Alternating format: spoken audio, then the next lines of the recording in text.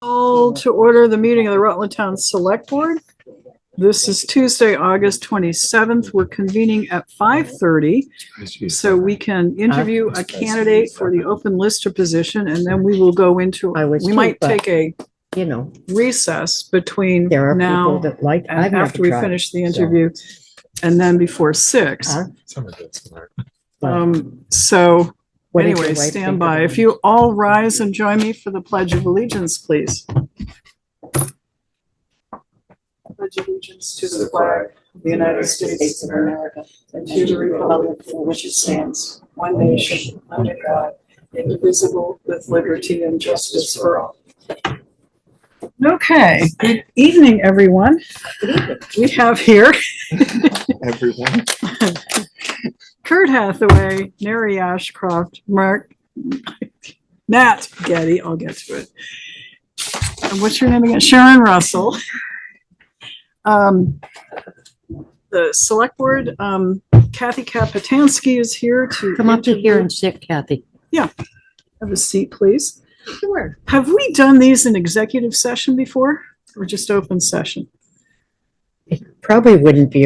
I think they have been in executive session. So why don't we? Okay, so why don't we do it? So is there a motion to go into executive session? So move. Second. Motion is made and seconded to go into executive session. All in favor, please say aye. Aye. Aye. Motion carries. Okay, we will reconvene the select board meeting, which we started at 5:30. We did the Pledge of Allegiance at that time.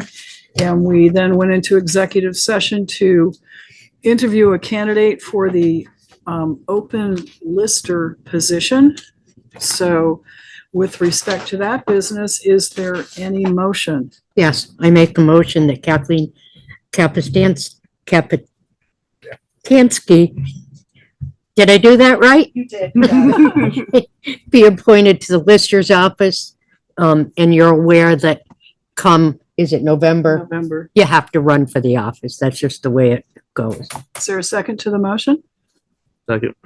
Okay, any discussion? All in favor of the motion, please say aye. Aye. Aye. It's unanimous. So thank you very much and welcome aboard. Okay, then you got to get ready and run again. So see Kari about getting a petition and all of that good stuff and what the deadlines are, because it could be coming up pretty quickly. Okay, thank you. Okay, so at the top of our agenda, I did the pledge first. Yeah. Okay. So we have everybody here. We have been sitting on minutes for July 2nd and July 30th. We also have August 12th and August 20th minutes. So let's start with July 2nd. Motion's been made to approve the July 2nd minutes. Any additions, deletions, corrections? I lost them already. Was I here for that meeting? You were. That's the one I did, the three of us? Yeah. So we're the only three that We're can the vote? three. Oh, Right. yeah. Right. Okay. All in favor of approving the minutes of July 2nd, please say aye. Aye. Aye. And You weren't just here. delete I the wasn't ones. here. Okay. Next, the July 30th. Move to approve. Motion's been Was made I to here for that approve. one? Who was here for that one? I was second. Everyone but Joe. Motion's been made and that's the one I seconded. You were out of that one. Yep. Any additions, deletions, corrections? If not, all in favor of approving the July 30th minutes, please say aye. Aye. Aye. Okay, August 12th, our regular select board meeting. Is there a motion to approve those minutes? And that was me, Joe, and Sharon. So move. Second. Motion's been made and seconded. Any additions, deletions, corrections? If not, all in favor, please say aye. Aye. Aye. Motion carries. 2 abstentions. I'm going to circulate. Do you have the old minutes? Or are they in the folder? Sure. Have you marked them up? I missed the 30th. We're going to use. But that's it. Okay. If he didn't, I wouldn't be able. to Thank think you. of that. I can't sign that one. That's August Okay. 12th.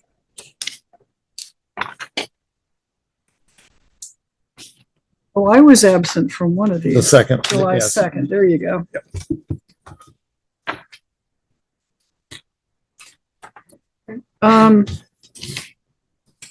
So we're on the minutes of the meeting of last Wednesday, which was our meeting up at Kinley Avenue Station. I have a number of additions to that. So, because I was taking my own set of things, talking with the police officers, I think, when Bill was working. So, is there a motion to accept the August 20th? So move. Motion's been made. Second, is there a second? Which one now? McKinley Station. McKinley. Second. It's been made and seconded. All right, discussion. So Bill, are you ready? Well, you're taping anyway. Yeah, so- I go right ahead. I'm all set. Okay. So the items which will be needed but are not included in the cost of construction and the scribble notes that I had. And these are questions, so correct me, and this might be the time to get them down. Eye wash station, was that included? Right, but it's there. Okay, so let's put a category we need to check, eye wash station. The firefighter gear extractor and dryer, isn't there also a washer, or is that the extractor? I missed. Okay, all right. The, 30. They might be in that stack. for the police department, oh, well, we discussed the slope on the east side.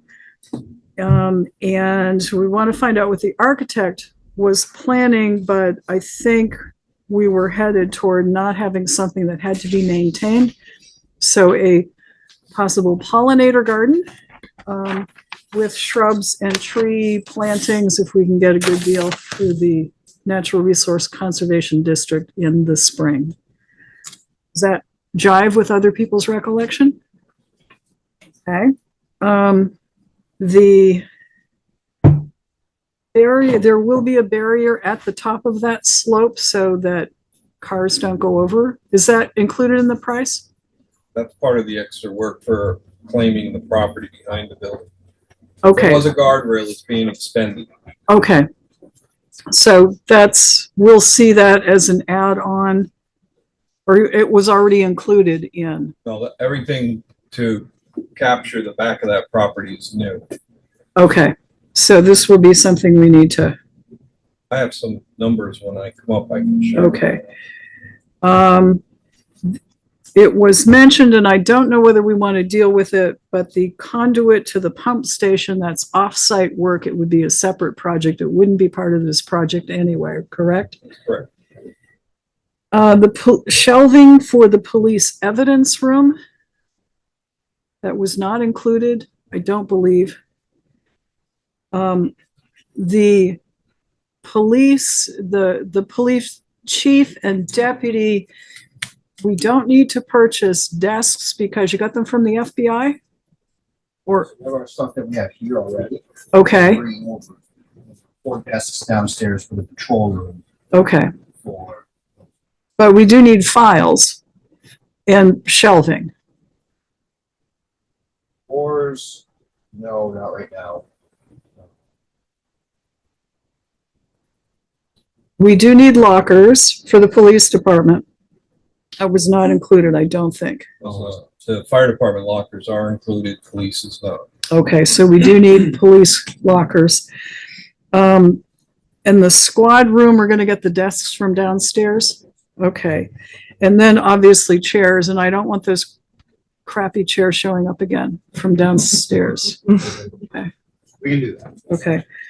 And then shelving is necessary. So those are the things. Oh, also, we did have a discussion for the minutes about the color of the station, and I'd like JP to kind of go through the explanation when he comes up here so that we can add that.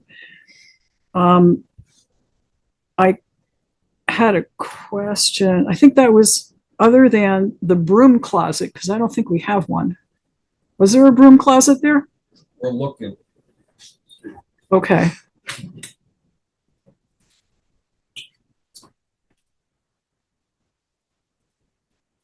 And then a question about, and this is my question, are there outside spigots anywhere? I know we can attach hoses inside, but are there outside spigots? Not aware of any outside spigots. Okay, I saw someone we were watching You did? inside or out? outside. Okay, all right, well, that's good. So those are the things that I would request that we add. Oh, and a microwave, the microwave in the, was it the end of the squad room? Emergency management. So, but there was another very small kitchen facility That's in the patrol room. in the patrol room.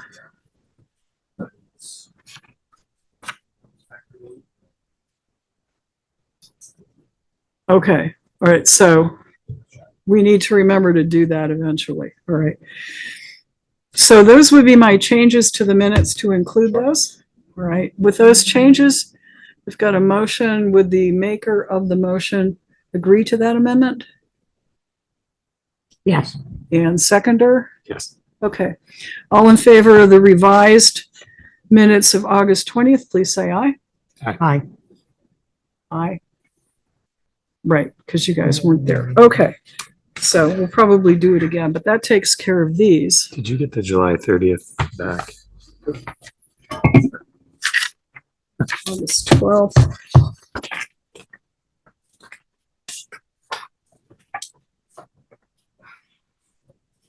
So that one is here. 30th is,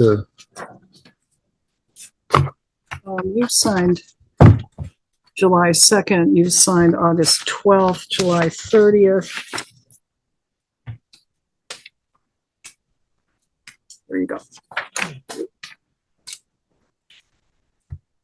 All right, so that takes care of minutes. Thank you all. All right, any board member announcements? Yes, no? Okay, we'll treat that as a no. Update from the board very quickly. The Circle will resume publication this fall. Deadline for articles for the Circle, September 15th. Anticipated publication date, October 1st. So keep that in mind for timeliness. And please do get your articles in to the Circle. And a big thank you to everyone who participated in Townwide Celebration. It was a very good event. And I think we're talking changes a little bit.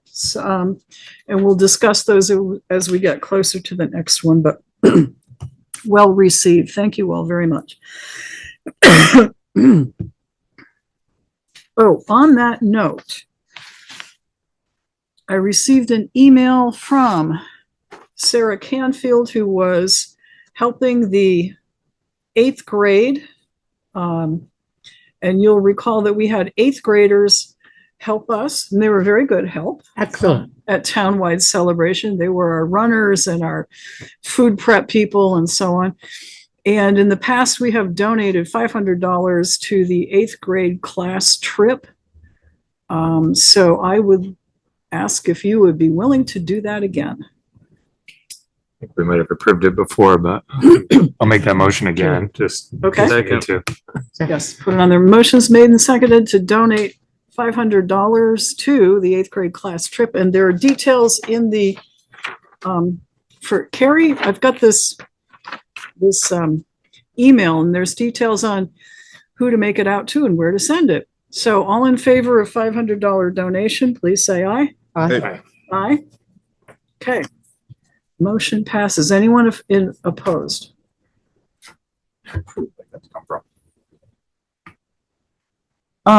What fund? We'll put it in townwide celebration line. 2724. Okay, I'm gonna put this in the folder. So if you can make sure that Kari gets a check out to those folks. Okay. This is the time in our meeting when we ask for questions from the floor or public comments. So is anyone here who is not otherwise on the agenda for this evening? Drew? Thank you for joining us. Dhruv Kumar from the Cortina. Good evening. Good evening, everyone. Just wanted to, Chief Dumas sent us a letter regarding some animals regarding the uptick in rabies in Rutland County. So we wanted to give you guys a list of people that we've gotten so far in the last 2 weeks. He wanted a list of the owner, type of dog, whether they got vaccinated, if they have contact with a veterinarian, and proof of registration. Some of them have proof of registration in Rutland City, Rutland Town, Fairhaven, Brandon, they're all over.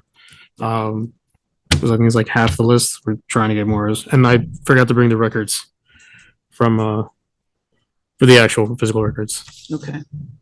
And, Thank you very much for Yeah, gathering that. absolutely. And if there's anything else you guys would like me to do, I'm more than open to it.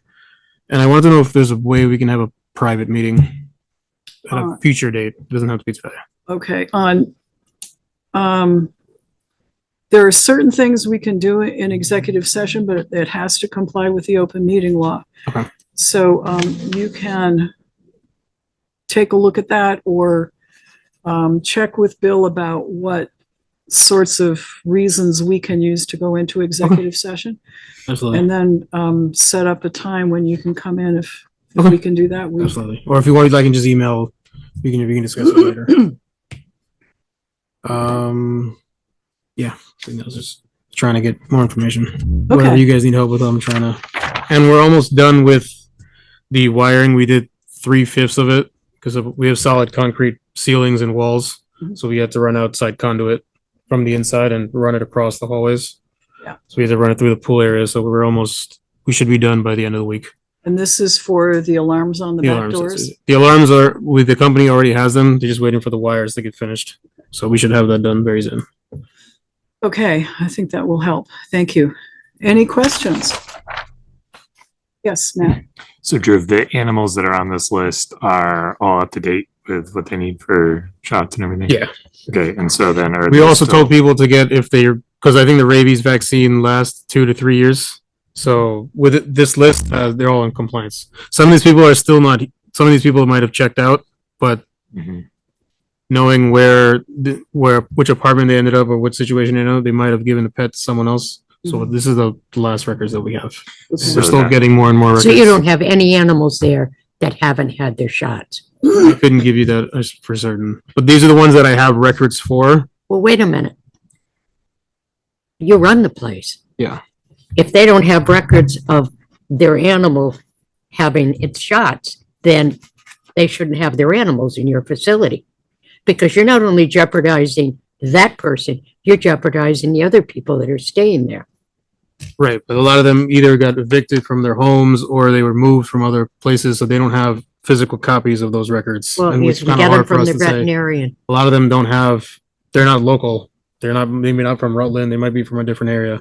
And trying to get in contact with a lot of these veterinarians. Some of them are local, some of them are from Brandon, like I said, or Fairhaven. They're trying to get their records as soon as possible. They're in storage. I don't know the exact situation, but I think this is around half of the list that I have so far. So just so we're clear on what's Yeah. being presented, that what you're saying is that list covers half of the total number of animals. From what we know, what I'm estimating, yes. Okay, so the other half is you're still working on. We're still working on that list. Like, when he told us to kind of start a list, we have whatever records we had already. Rabies shots, vaccinations, proof of registration. We started with that.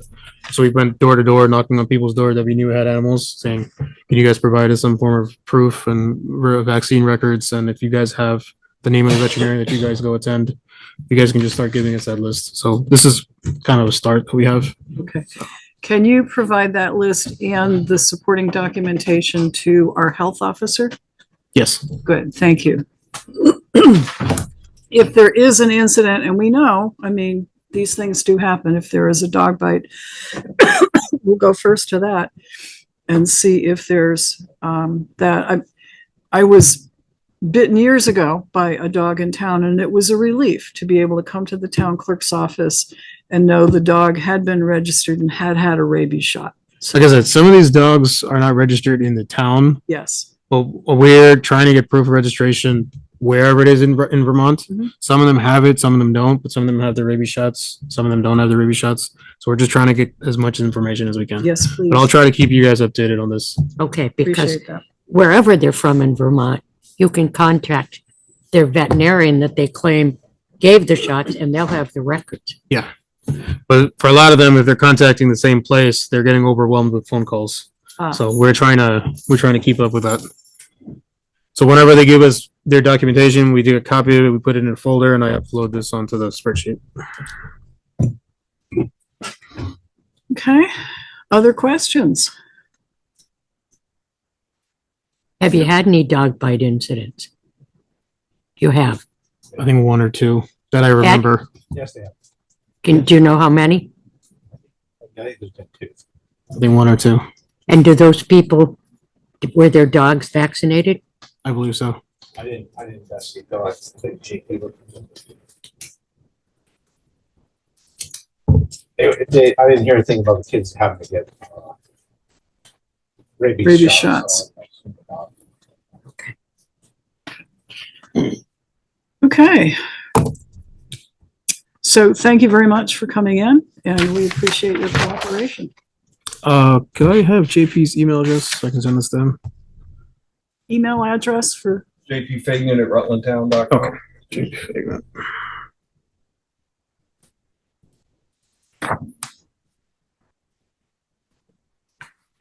You can't get through Drew, just text me and I'll be his. Would you like a copy of the information as well? Yeah, Just give it to him. yeah, we can talk off. Thank you. thank you very much. Okay.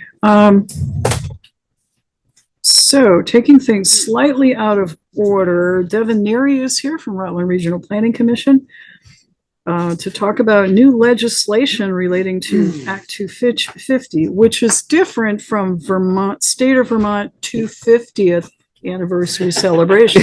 Okay, just so we're clear. I'll be throwing Thank more CLAs at you as we go.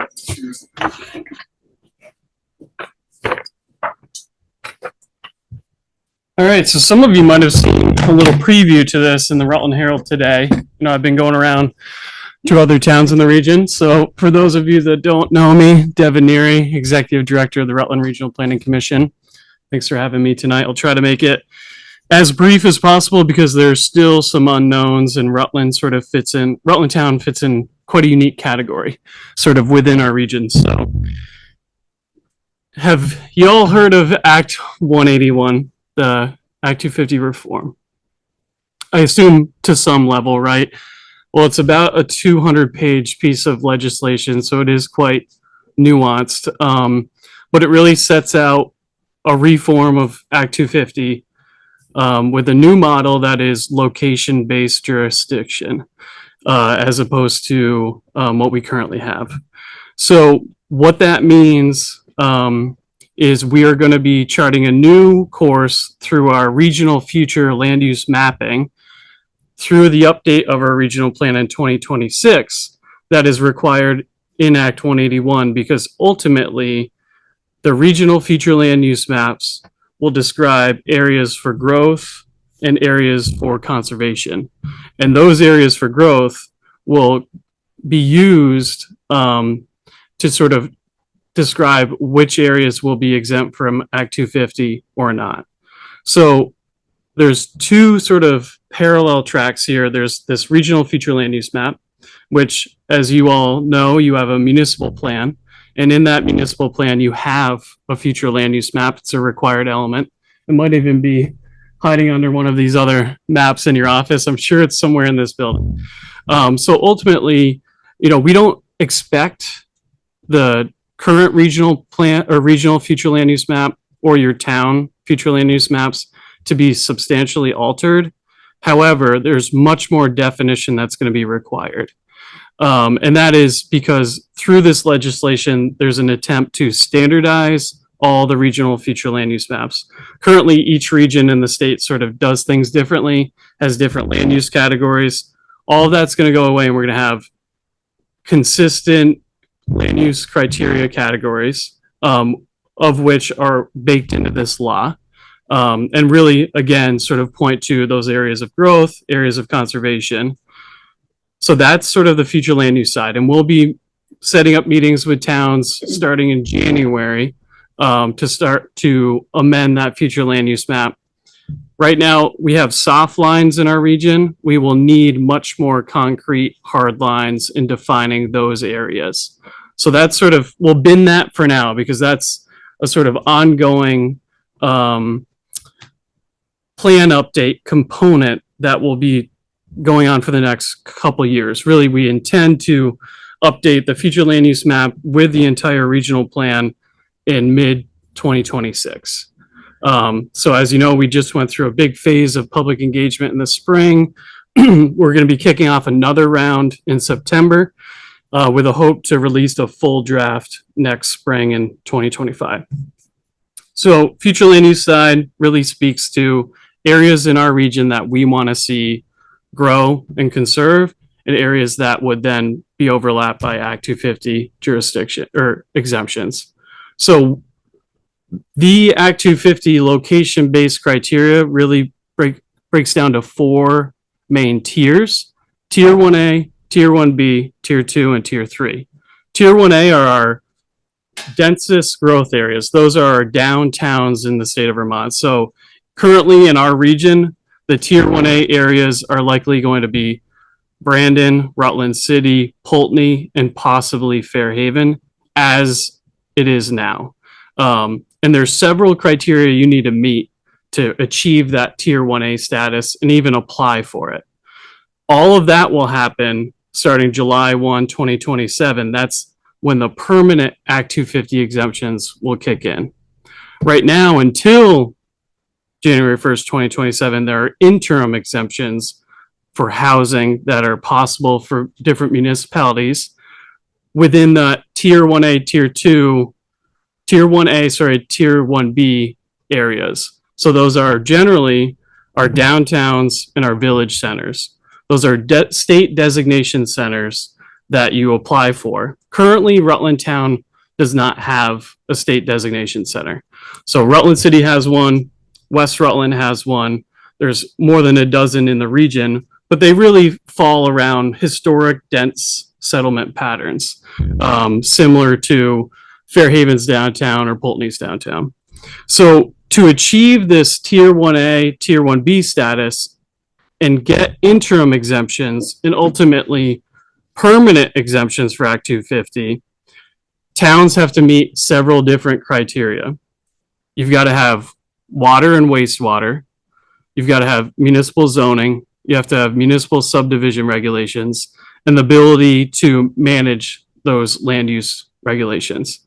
Now, I'm not here to advocate one way or the other, whether your town decides to pursue those options and seek permanent Act 250 exemptions.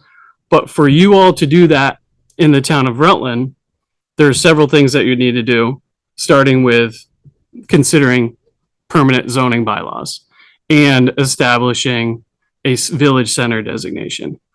Now, in your packet, I tried to visualize for you what this area would look like and how big it would be. So if you look at this map in the back page, you'll see a big pink and magenta blob around Rutland City. This is describing the interim Act 250 exemption area and likely permanent exemption as well. And it's pink because this describes 3 layers of designations that Rutland City has. The darkest center is a downtown designation. The middle pink color is a neighborhood development area. And then beyond that is what's known as a half-mile buffer that is baked into this legislation if you have all the different land use criteria. If you look down the road here in West Rutland, they meet all the criteria because this is a village center designation plus a 1/4 mile buffer around it. And that will mean that for West Rutland, because they have zoning, subdivision bylaws, and water and sewer, they could be exempt for right now, housing units of 50 units or less on 10 acres or less. In Rutland City, that number is much, much higher, and the area is higher as well. And ultimately, the hope is that within Rutland City, in areas that achieve the tier 1A level, they will be completely exempt from Act 250, not just for housing, but for all things. So really what I want towns to understand are what your options are. And if you're interested in pursuing some of these things, now is the time to consider them to work on over the next 2 years when those permanent exemptions will come into play. There's a lot of information here. This handout is somewhat helpful to sort of describe in general, sort of what this location-based jurisdiction will look like. Truly for Rutland Town, you're a bit of a quagmire in that, you know, you don't have a dense village center area. You know, I intentionally printed this area of town to show you because Center Rutland maybe would be that one area that has historic structures, that had a historic dense settlement pattern. It's a little bit sort of modified now, right? But one thing to consider is where you see all this red, that is FEMA flood hazard areas and river corridors. Those will not, no development will be allowed in those areas through another bill, the Flood Safety Act, which was also passed this session as well. Rutland Town already has river corridors, so you already have land use regs around that. But, and I believe you have subdivision regulations as well, but there's several components missing from there. So, you know, it's something the RPC is certainly willing to help the town explore. You know, I've had conversations with Barbara Pulling about this, and truly it's a local decision at the end of the day. But understand that there could be some real wins with Act 250 exemption, especially to support real housing growth, which is something in Rutland County that we really believe we need to reduce tax demands and grow our population instead of this sort of steady decline that we've been on for the last 2 decades. Threw a lot at you there. I want to sort of pause and see if there are any questions about this stuff and sort of finger on the pulse of what you are thinking. Any questions? Shit's great.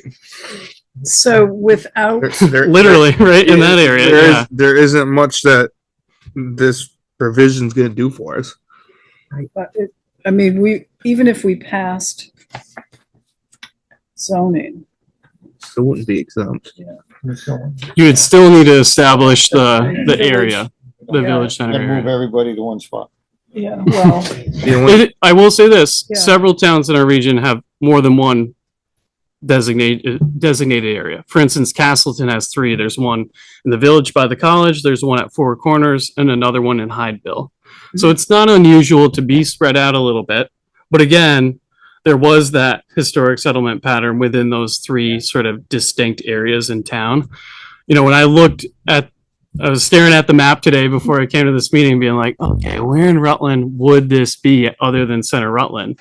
It's really hard to say because it seems like most of the housing growth in Rutland Town is really happening in the north and the east. And those are areas where you can expand. Unfortunately, those areas aren't served by municipal sewer and water. Yeah. So we're sort of, you know, that's not a possibility either as of now. You know, future connections could be made for sure, but it's sort of hard to justify as is, right? Yeah. So Act it's 250 will continue to govern in our town.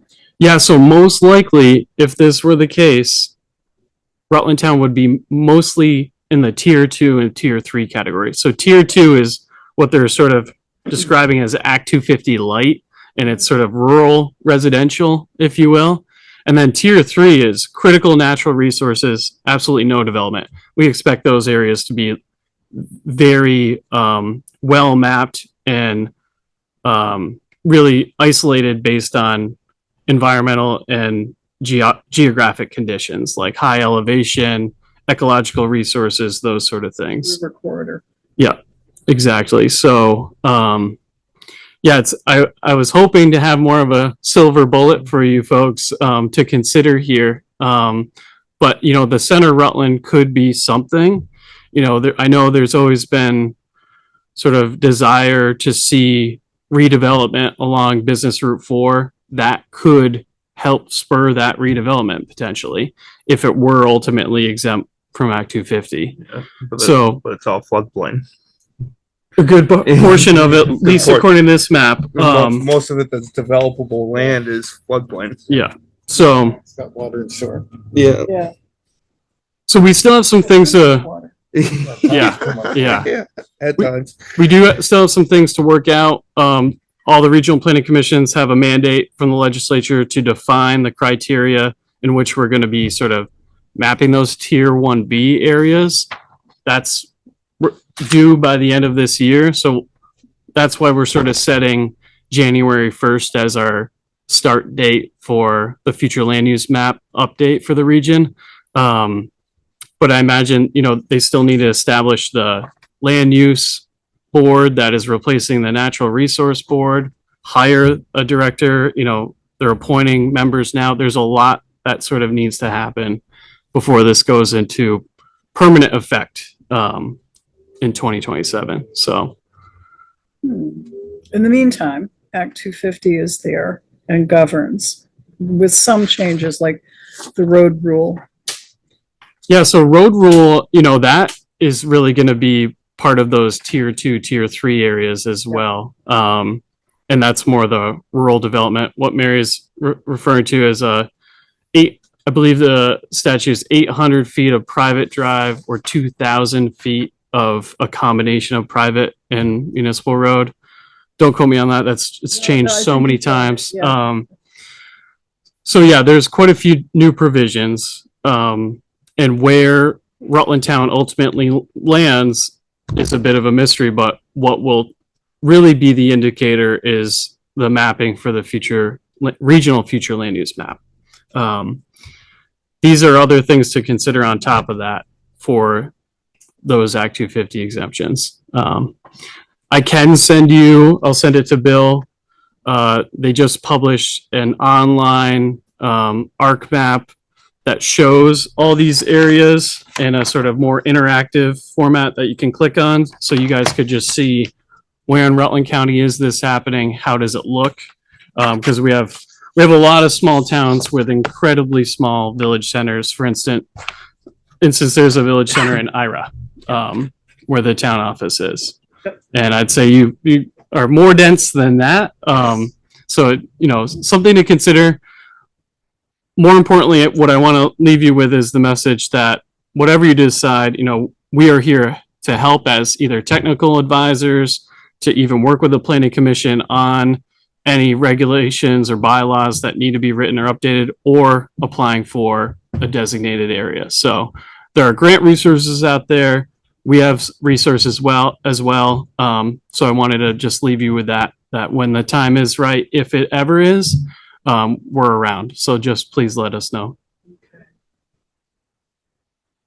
We should put this on a future meeting agenda to talk about whether we want to pursue either the designated, actually both. If we want to get into this part, we would need to talk about zoning, and we need to pass zoning, and we would need to designate a village center. So whether, and we should let our planning commission know, because they'd be doing much of the work, and we would be contracting probably with the regional commission. But we shouldn't just let it slide. We should actually talk about whether we're going to do it, right? I think that's...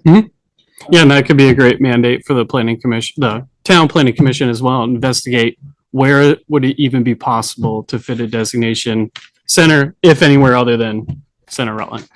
So, well, thank you for the time. I appreciate it. very much. Absolutely. Yeah, Good to see you all. take care. Thank you.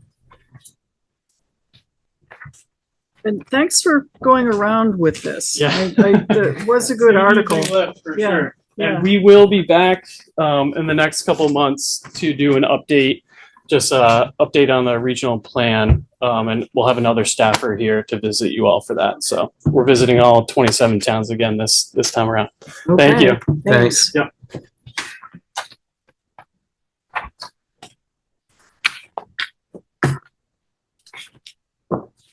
Okay. Anyone, I think everyone else kind of falls under one of our department head reports or under action needed. Did that. All right. So we'll start in with Kari Clerk, town clerk and treasurer. Good evening, Kari. Good evening. Just a couple things tonight. Two reminders, really. Our first tax deadline for our first installment is coming up September 10th. I wanted to mention that not only for the reminder, but our next select board meeting is also on that date. And that's really not a problem for our meeting. But I wanted to give department heads a heads up that the next round of coding your bills, maybe we could do, getting them to me a little earlier so that we can get them in, because it'll be busy for taxes and the orders. So I usually ask for them by Friday. If we could stick to that, that would be fantastic. I have, if most of you haven't met Deb, she's the third person in our office. She is absolutely 100% phenomenal. And with her in there, we're able to stay on track and get our things done. So if we stick with Friday, that'll work just perfectly for bills and payroll next time. And let's see. The second thing I wanted to mention is the November election. Even though it's kind of far away, I received email from the election division. I think it was Friday or this Monday, and they are pulling our address file on Monday, September 2nd. I'm assuming it's probably scheduled because it's Labor Day, but that's when they will be pulling our addresses for all active voters, meaning that November will be a mail-in election. They're sending out ballots for that. The state is. We are not part of that. We didn't make that decision. The state did. So if you are looking to become a registered voter and you haven't yet, this is the week to sign up. You can sign up online or you can come into my office. When they do pull those addresses, it will be as of September 2nd. So if there's any changes that anyone has for an active voter after September 2nd, which there will be, we will have to take care of that in our office as needed. So that's the plan for November. I'm assuming probably in October, you're going to see the ballots come to your house, and this is for president. So if we do have a lister position, I'm going to have to look into that really quickly to get her name on the ballot. I had to put JPs for both parties in by last Friday. So I'm hoping that the deadline isn't passed for that. I will look into that tomorrow for Kathy. Okay, thanks. If it is, then I guess we can't have an election for that position in November and we'd have to wait till March, right? That's what it is. Sort of what, yeah, it is what it is. So I can So- look at that and it makes Okay, like that. Yeah, maybe that's not horrible. Yeah. If we did put her on the ballot, would we have to print ballots and mail them out ourselves? How would that work? Other question. Yeah, I was wondering that. So let me look into, Okay. let me send an email to probably Lori Borland at the elections division and see what she says for an answer, and I'll let you know tomorrow. Okay, thank you very much. Yeah, because that, I was thinking about that. How are we going to do that? Because it would have to be separate. Yeah, because she would have to, circulate a petition and get signatures and all of that in order to be on the ballot. Yeah. If it's possible to do, notice it may not be a disaster if we missed a deadline. Right. It might Did not I be. say that? Yeah, because we could always catch it in Yeah. March. I mean, we could just reappoint her if we have to. Right. Right. She just fails to get herself on the, I mean, if the law says she has to be, Just reappoint she's her. up for a reelection, but she doesn't run, Right, we can reappoint her. yeah, okay. Or, I mean, we could do interviews again if other people If are she wants to, interested. but- having, yeah, 2 months, you might not want yeah, that, that's Jeff. right. Right. Okay. All right, so we have, that's a plan. Thank you, Kari, for that. Yeah. Yeah, I'll look into that tomorrow. And those are the Okay. only two things I really had to remind people about. You did the circle, so that's good. So that's it, really. Thank you to all of the folks who voted at our primary election. I thought that well set up, Kari, well run, so no problems, and the pizza Yeah, was good. Thank you. Yeah, that went pretty smoothly. The participation across Vermont was pretty poor. Yeah. So it wasn't just our town. We had a very low participation. I think 400 and something people came out to vote out of a active voters of 3,000. So pretty poor, but not just Rutland town. Okay, any questions for our town clerk? All right, thank you You're welcome. very much. All right, Mike Delehanty, Town First Constable. Did you just lean on Dell? Listen, there's a lot of screwing around going on over there. I'm telling you that right now. Good evening. Good evening. One boy's a whole boy, two boys a half boy, three boy, no boy at all. I'll write that down. Nothing crazy to bring up tonight, except for in the last week or so down at the South End, I had some conversation with some current Cortina Inn residents who, in the next month or so, are going to lose their voucher because their 80 days is coming to an end. And every single person I had asked what their plan was, every one of them said they're going to start camping out behind Farrell's and anywhere they can. No other option because they said the housing wasn't even available. So yeah, they were very quick to respond saying that they're going to start camping. So Chief Dumas and I have been out there before, and they set up a camp. It's you'd be shocked to see what they set up out there between using pallets, and it's a community that they set up out there. So in saying that, I have no idea when it comes to Cortina how many people are no longer going to be eligible, but I think it's worth maybe a conversation with some of those stores, because the last time we were out there, the amount of stolen property from Dick's, the amount of stolen food from Hannaford's was overwhelming. But I think maybe a conversation with Farrell's, I'm sure they're aware, but I think it's worth having that conversation. I think Farrell's land. Yeah. they were going to do some clearing out there. We're in talks with a logging company. I think the price tag was shocking because they were going to take it all down and make it a field, and it never happened. But I do think it might have been due to price. I think the amount of people they had out there the first time, I think, is just minimal compared to what they could have. And I don't know, these other hotels in the city, I think those people, anybody who's no longer eligible, could end up on town land. I think it definitely could happen. So they wanted to, a conversation Chief Dumas and I had, they were going to get a wood stove the last winter to be out there. I have no idea what this could look like this year. So starting September 15th, I have no idea what that's going to look like, but I think a conversation with Jonathan from Hannaford's and asset protection from some of these other places in the plaza. Think if they don't already know, I think it'd be wise to bring them up to speed on what this potentially could look like and what they could do for especially Dick's.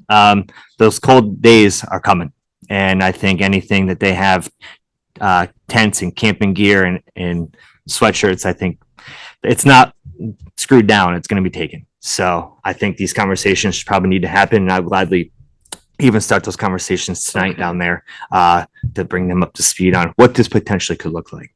So The state has they're just gonna boot the people out and no plan. correct. The city of Rutland, I know, has been reaching out to commercial and residential property owners of vacant properties, advising them of this and the fact that according to the city, the state has no plan. Oh, yeah, they haven't had a plan for the Yeah, last 2 and or yeah, 3 and years. here we are with another delay of another year. Money With at this with still problem. no plan. Anybody in the town that has any vacant property, whether it's residential So, home as well, it you know, the largest vacant property in Rutland town, is They do the visitors. within walking distance of where they all are. Yeah. So they may not be in back of Farrell's. Yeah. They just set up shop up there. sure, Mhm. sure. So what do you think? I agree. It's fine. So- I mean, that could house everybody that's in that inn. So that property owner should definitely They be need to be aware of contacted. this. And, yeah, Batten down the hatches. He's coming the 24th. okay, very good. Okay, great, awesome. The other thing is that That's 9 days after they're it ends. not doing anything. They Yeah. hired the census security. We're still getting calls and I'm like, you have your own security, take care of it. That's money.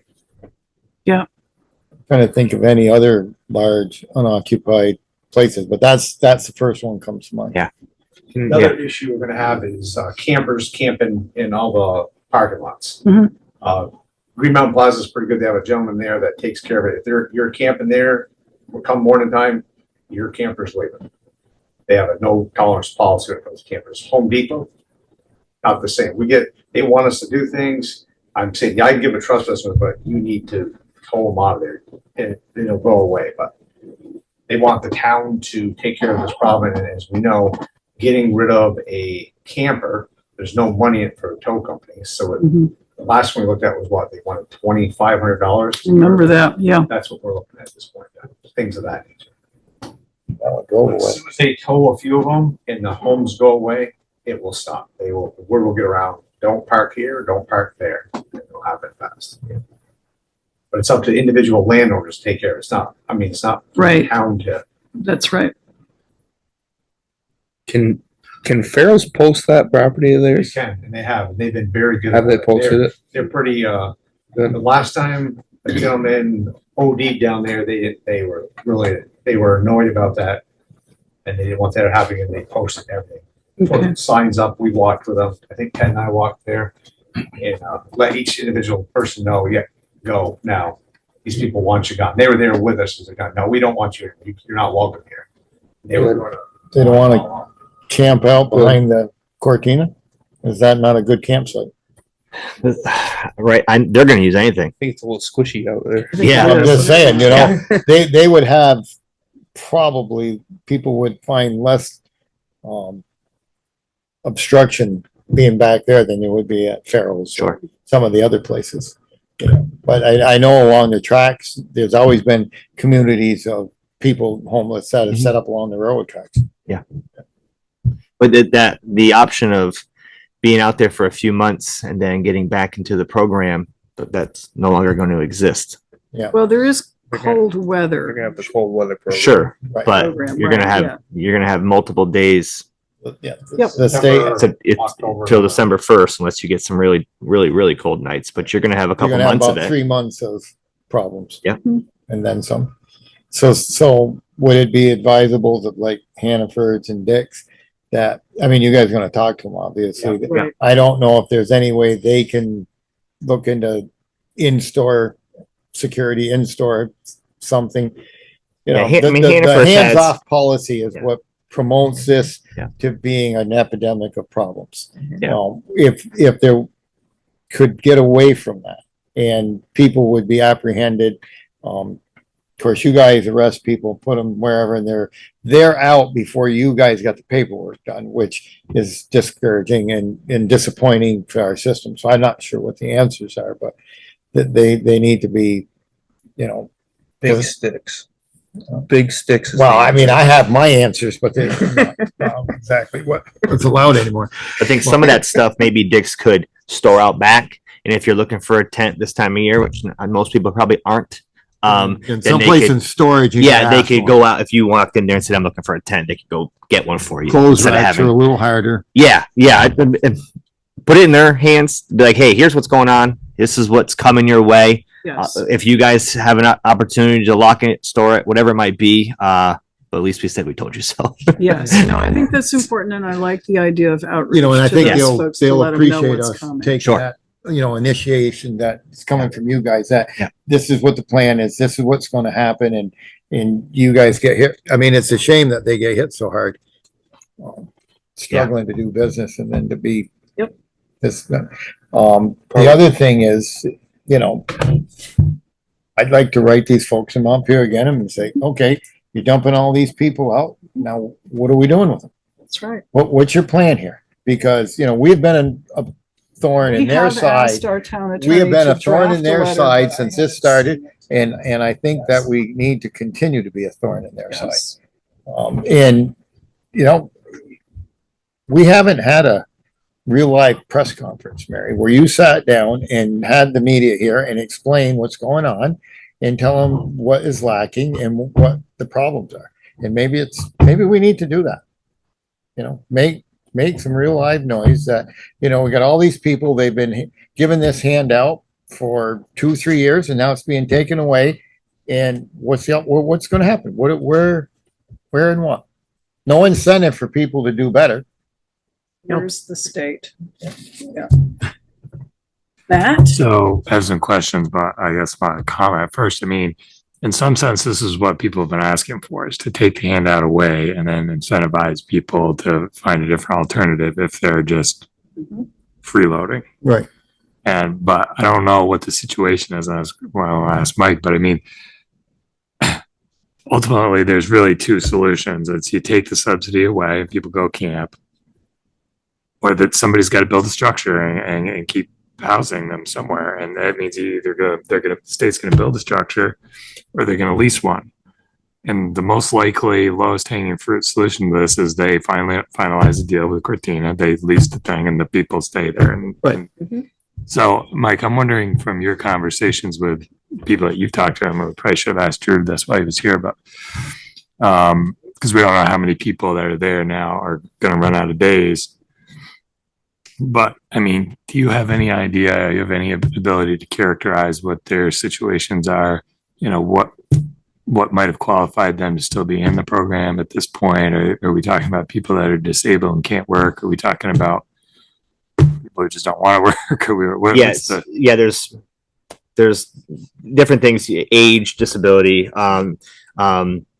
If there's children involved, there's different requirements to keep them in the program.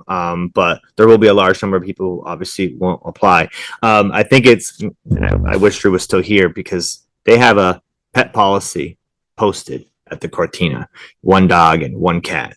I'm going to tell you just from experience that is not the case down there. So even when these people do leave, what they have packed into a room is what most people pack into an 1,800 square foot home.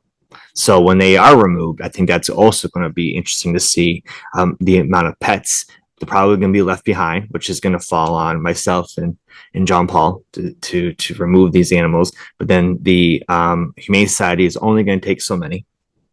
It's going to be interesting to see what happens moving forward, because I don't know what they're going to do with all these personal belongings once they are removed, because it's going to require a storage unit that they don't have. So yeah, some of them obviously will continue to meet those requirements, but a lot of them, based on what the state rules will be on the street along with all of this stuff. And I'm talking multiple dogs and multiple cats.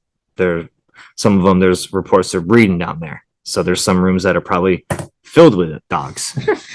And I think some of those people, and I don't know for sure, won't meet those requirements, because I think some of them are younger than I am. And like I said, I don't necessarily know their disabilities or what their reasons are for having the voucher to begin with, if they will meet it moving forward. But if they don't, gonna be something. So, but we'll do our part, and I'll start the outreach tonight downtown or down that end, to let them at least know what's happening. I know they're giving notices because they're showing up at the Mission to eat. Yep. We have, in the last 2 weeks, more than doubled people coming in to eat. Yep. And we had a couple today. They had been thrown out for behavior, and the girl said, we didn't do this, whatever. But she's not somebody that we would be able to take at the Mission. There's tracks up and down the arms, the legs, and we just don't tolerate it. And we've been told that DCF has said, well, the Mission's rules are too strict. And the mayor of the Rutland is the one that originally stated that we're too strict. Well, it's a hand up. It's not a handout. And No plan, Sharon, beyond the handing out. They don't have the next step in place. no, The state missed. both. and in all fairness, Joe, you got to have the first and last month's rent. And I'm here to tell you, if I was a young person to try and meet that, I mean, especially if you're somebody that's handicapped or, the handicapped folk rehab and the state are somewhat mandated to find them something. And that some of it's mental illness, and some is physical disabilities. So those people, for the most part, are okay. But when you've got people that are drug addicted, that doesn't count. So The 4 or 5 people I spoke to that night, I don't know their circumstances, but not one of them had said we're moving into an apartment or some sort of other facility. afford it. Every one of them was like, we'll be camping. We'll be out back camping. So they had already made that decision, because that, I'm assuming, is the only option they have. Resources to start with. Yeah. The state Whatever it is. people, when they were in here, said they would be back in touch, or they'd have probably the MOU close to finalized by August. This is August. Shall we invite them back in to give us an update and address the question of what do we do with campers? Got to do something, and we have to keep the spotlight on All right. this management of this. So do you want to do it the same day? We've got the mall coming in, who is also going to come back to us in August. Yeah, but that was several Augusts ago. And that's, when are they coming in? The 24th. All right, shall we do it on the 24th of September, or do you want to do it sooner? I think we, Maybe we ought to do it sooner, because yeah, this, you said the Because they're putting them 15th, out so we ought to already. put It'll be them right 9 on- days into this put them on problem the by house. then. Okay. So So we'll in know 5 more. days, this comes in. Yeah. What is your plan for these people? Yeah. You're just throwing them out in the street and let them, at the mercy of the. and the shelters of are the all community? full. I mean, most of the shelters already have filled up statewide. So there's, This is like day by day. Okay, we're gonna send another $100 million out here, and then tomorrow we'll send some more money, but we have no long range plan. All right, so we'll invite the state folks to give us an update, as they said they would, on September 10th. JP, make sure you're here for that, please. Because we discussed the state says you have no ability to enforce the rules. And the gentleman that was here seemed stunned by that. And I don't know if you ever had an opportunity to get in contact with him, but So I understand they did a room by room inspection. They never notified me. I was not aware that they were doing it, and I haven't seen the results, so they don't know I've asked. Okay, yeah, they don't want you to know. all right. They don't want us to know. And that brings me to another point, Mary, us adopting the state's statute as an ordinance or whatever to allow empower JP to do what he was doing and could do. And Kevin has that, right? He has it. He needs to build We a want fire it. under that. And get it Okay. done. That's been a couple months now. Mhm. We need that in place so that we can look, Okay.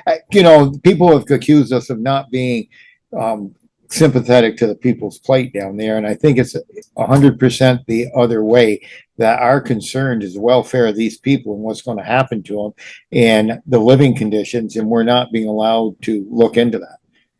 The state is blocking us at every opportunity to acknowledge the poor living conditions there. And we just need to stay on top of that.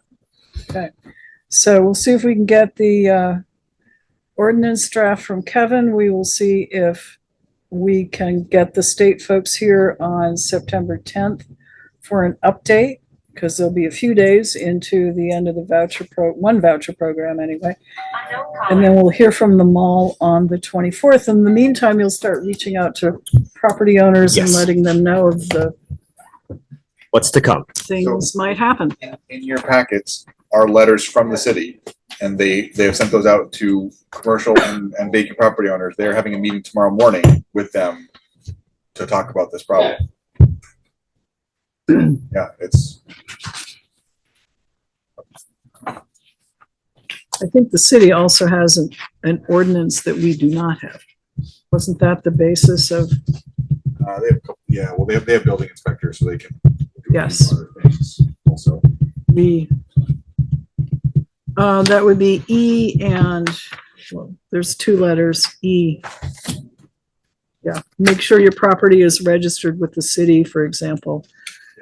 And it's not things that we have any ordinance on. Their vacant property ordinance. Yes. Did you get anywhere, Mike, with a property on the corner of Gleason Road? Mr. Ruggiero, yeah, I noticed the hole's still there. yeah, so, yeah, I've had a couple conversations with him. I'll call it effort, but, so he made a little bit of effort to try to clean up that property. I don't know if you noticed, he did some other thing like paint and got rid of some of the graffiti, and they clean up around the property. There's still the front door on the west side is still unsecure. So I've had that conversation with him recently. He's got a couple guys that are going around to some of his properties trying to clean them up. But when it comes to that hole, Mr. Ruggiero has changed his tune. He is not interested in putting a whole lot of money into that property to build the wall that we had spoken on originally. Why is he putting any money into the property? Yep. Why is he painting around the hole? Yep. Why not just fix it? Why not just? Yeah, he's not going to tear it down because that would cost money. So He didn't do anything with the property right here that he got for That's song right. and dance. Oh, yeah. And he, Go back to that building is all exposed to the weather. It's a mess. so at what point do we get to force his hand? Is there a point where we can do something? We've got an attractive nuisance ordinance. Yep. So, We've given him plenty of time. way too much time to try and do something with that property, and effort was made, but it wasn't the effort that we were looking for. The graffiti and the growth from the brush around was not the concern. It was that west facing wall. my Move down that road. recollection is under the ordinance, we have to have a public hearing. Correct. Invite the property owner in, give adequate notice. Correct. And then go through whatever the criteria are set out in the ordinance. We've done one. Done one Yeah. successfully. We can do another one. Yeah, So- and I think that's probably where we're at with it. I know okay. that's where we're at. So why don't you proceed with going in that direction, please? It's time. Yeah. Did they do anything with the property they purchased here on the tax sale? I don't know. I believe he ended up with that property, didn't he? And he got the, I missed, I don't know if the BCA or whoever negotiated that settlement, but they got the water bill down or the taxes down because he said it was gonna cost so much to tear it down, and so they lowered it with the idea he was gonna tear it down, and then he did nothing. Yeah. So That'll be the next one. I don't remember the tear down part, Joe, and I was at that meeting. Well, but didn't he complain about the cost of tearing it down? Well, What he, made it he prohibitive? was complaining about a lot of Everything. things. So he didn't want to pay the full taxes or the That's full water correct. bill That's correct. so that he could tear the building down Well, or we do didn't whatever. have any jurisdiction over the water, but we did over the taxes. And we lowered it. Wasn't my idea. Right, but he didn't keep, because I do believe that was, there should be minutes from that meeting probably. But I thought that was the There are? reason that he wanted the sums lowered so he would have money. Because he said, if I had to pay this money, I'm not going to be able to take the building down. So he got. Were you at that meeting? No, but I Yeah, missed it don't for some remember. reason, and So- I don't know, probably was one day we got to do hay and I didn't show up. But I think I heard the outcome of it. That's why I knew a little bit about it, but anyway. Okay. All right. So we've put stuff on your plate. On Thank it. you very much. You got it. You know, I Absolutely. got to tell you, I'm really kind of amused that you brought up your little tablet, but you have a piece of paper on top of it with Yes. writing on it. So I carry this thing everywhere I go. You didn't That's just need the to write-off. do Yes, that. exactly, That's- exactly. So, yeah, I know. New technology, but I guess I'm still old school. I don't know. Okay. Mary, there's a note on the front of that originals folder too at the bottom. I don't know if you saw that or not. Oh, gee, it looks like August 16th was your birthday, and happy birthday. thank you. Yeah, you're welcome. Yeah, 40. And was it really? Yeah. On the downside. Yeah. And Deputy Chief Washburn, August 12th was your birthday, and we missed them. We're really Still on sorry. the upside. Dave Sears will Thank get you. to you. Thank you very much. Thank you. Okay. All right, Ed Dumas, Town Police Chief.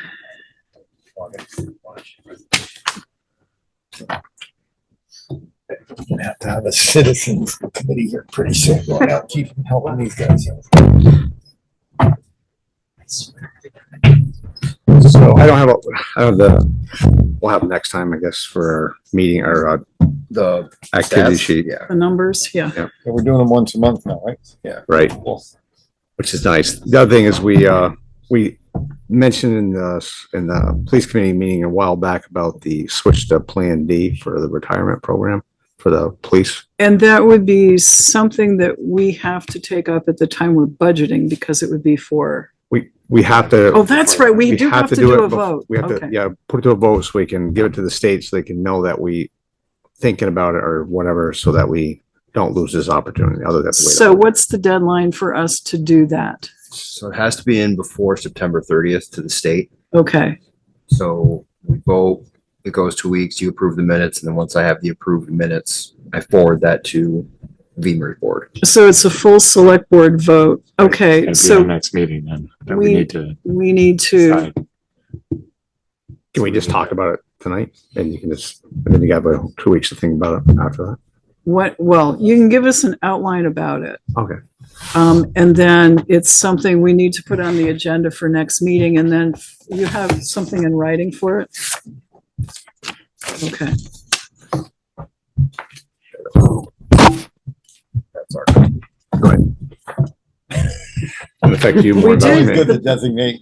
No, this is for the new guys in the police department, not for myself. It won't do me much good at all. Basically, it's a plan. We have A, B, and C in the Beamer's system. This is Plan D, and it was set up just for emergency workers, firemen, rescue workers, police. Are the only ones eligible for it.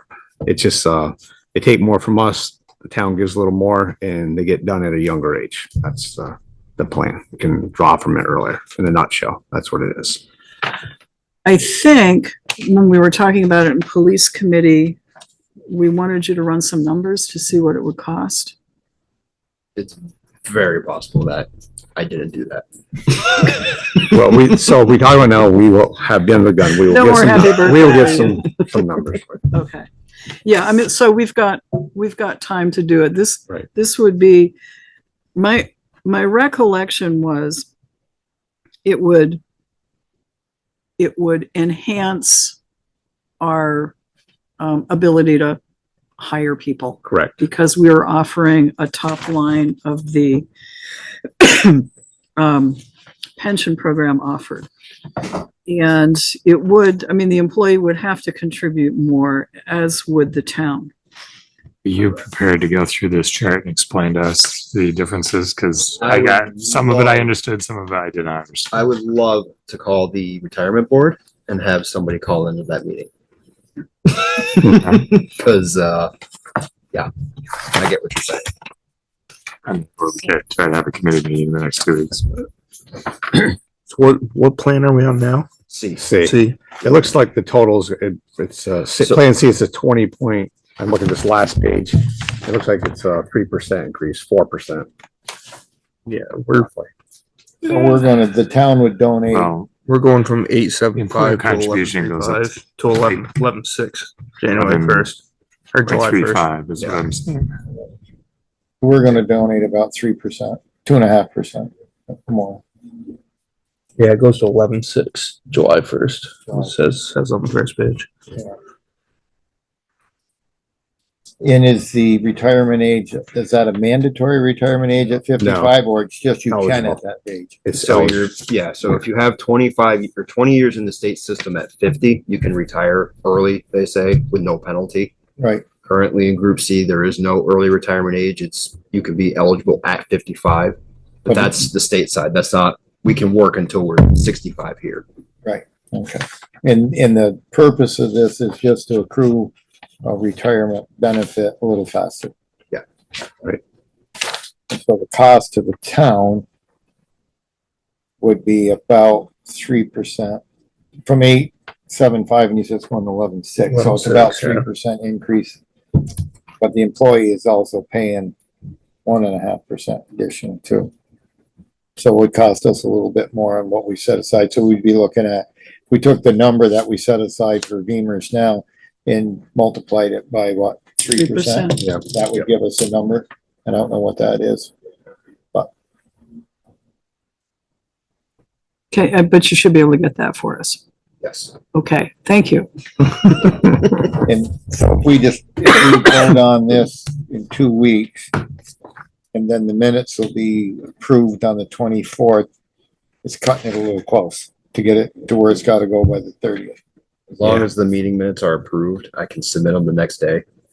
Okay, That's all I need. And you're okay, if you wanna look at this a little bit more before we vote, or? I would suggest you do. Yeah, and we need the number, in fairness, because we've got to build it into our budget, and we don't usually budget till a little later in the fall, but we should know what this number is. So, and then is this part telling us the actual benefit remains the same, but you're just able to retire earlier? Is that- Is that amount in the, it's in the general, isn't it for everybody?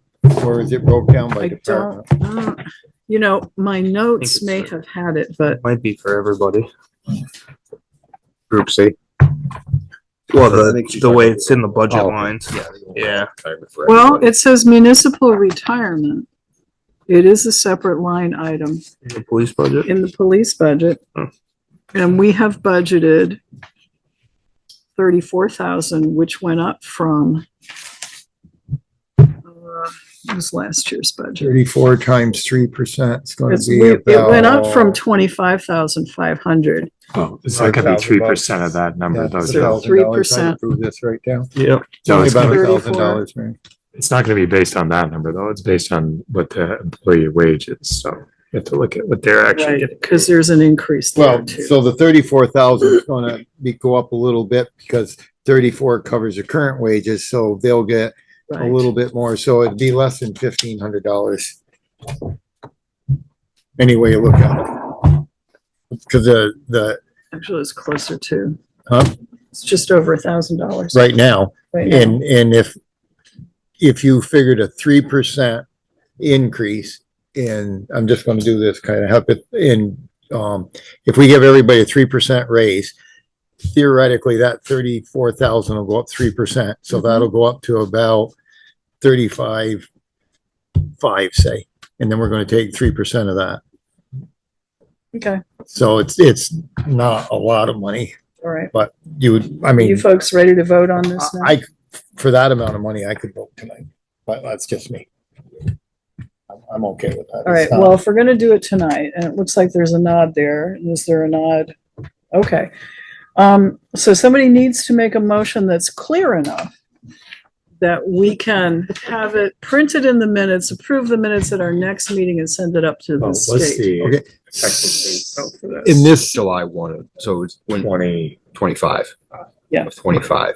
25. So it'll be for next. And, it's and for the next fiscal year. to begin July 1st, 2025. So Correct. it's next fiscal year. It doesn't Correct. affect this year at all. Right, so we are going to, move to the, Group D plan. And this pertains to just the PD, right? So for right now, yes. Yes. It is the sworn officers of the PD Okay, and other emergency services if that happens in the future. so I make a motion that we, approve the request from our police department to change their retirement, group from Group C to Group D. And this would be effective July 1 of 2025. Yes. Yes.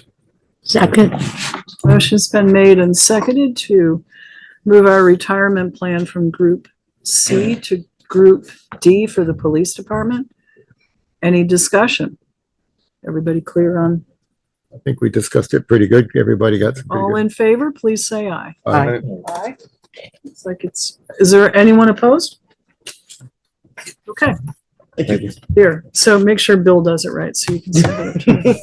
I think I I think got the everything motion- you wanted in there, didn't Yeah, I? the motion pretty much hammered that. I think that's, Brock, just one more thing is, the new hire, we're just waiting on a couple of things. I have one more interview I have to do, and then I planned on reaching out at the end of this week to the police committee to schedule a meeting for sometime next week to Okay. go over everything in executive session. Okay, and that would be the new hire for The police department. the department, Right, the patrol position. CFAC? I haven't heard anything back from, Okay, Yeah. and school resource officer.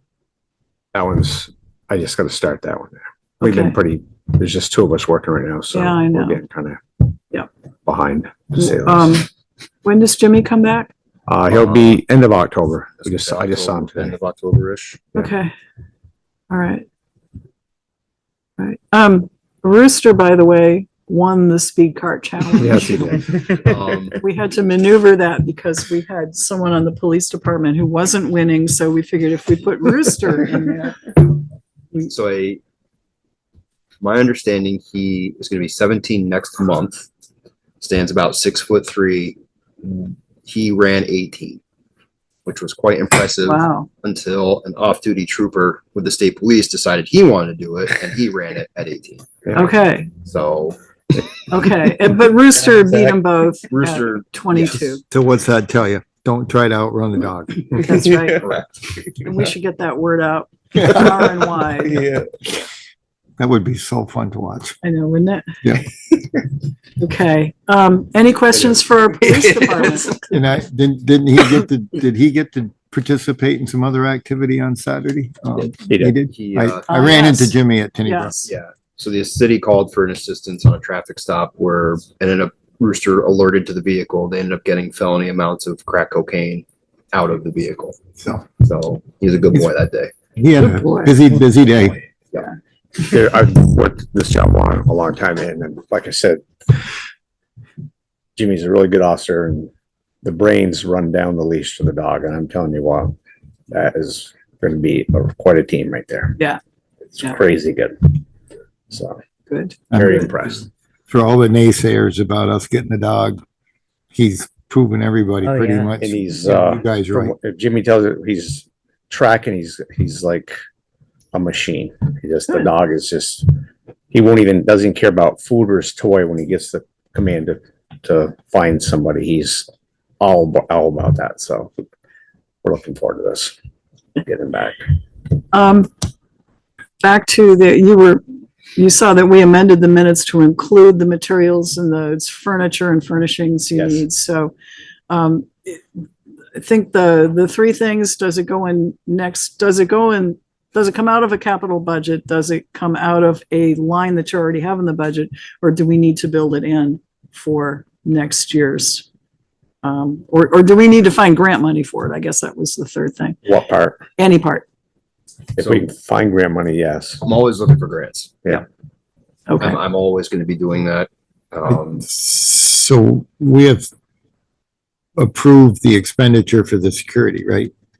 Or we talked about it, that JP brought up. I think we authorized that, that'll probably come out of the capital improvement. fund. Yes, okay, Those yes. funds, so they can continue with the building. The other thing that Ted, we've been looking at is the APHIS machine, which is basically, it's a glorified fingerprint machine.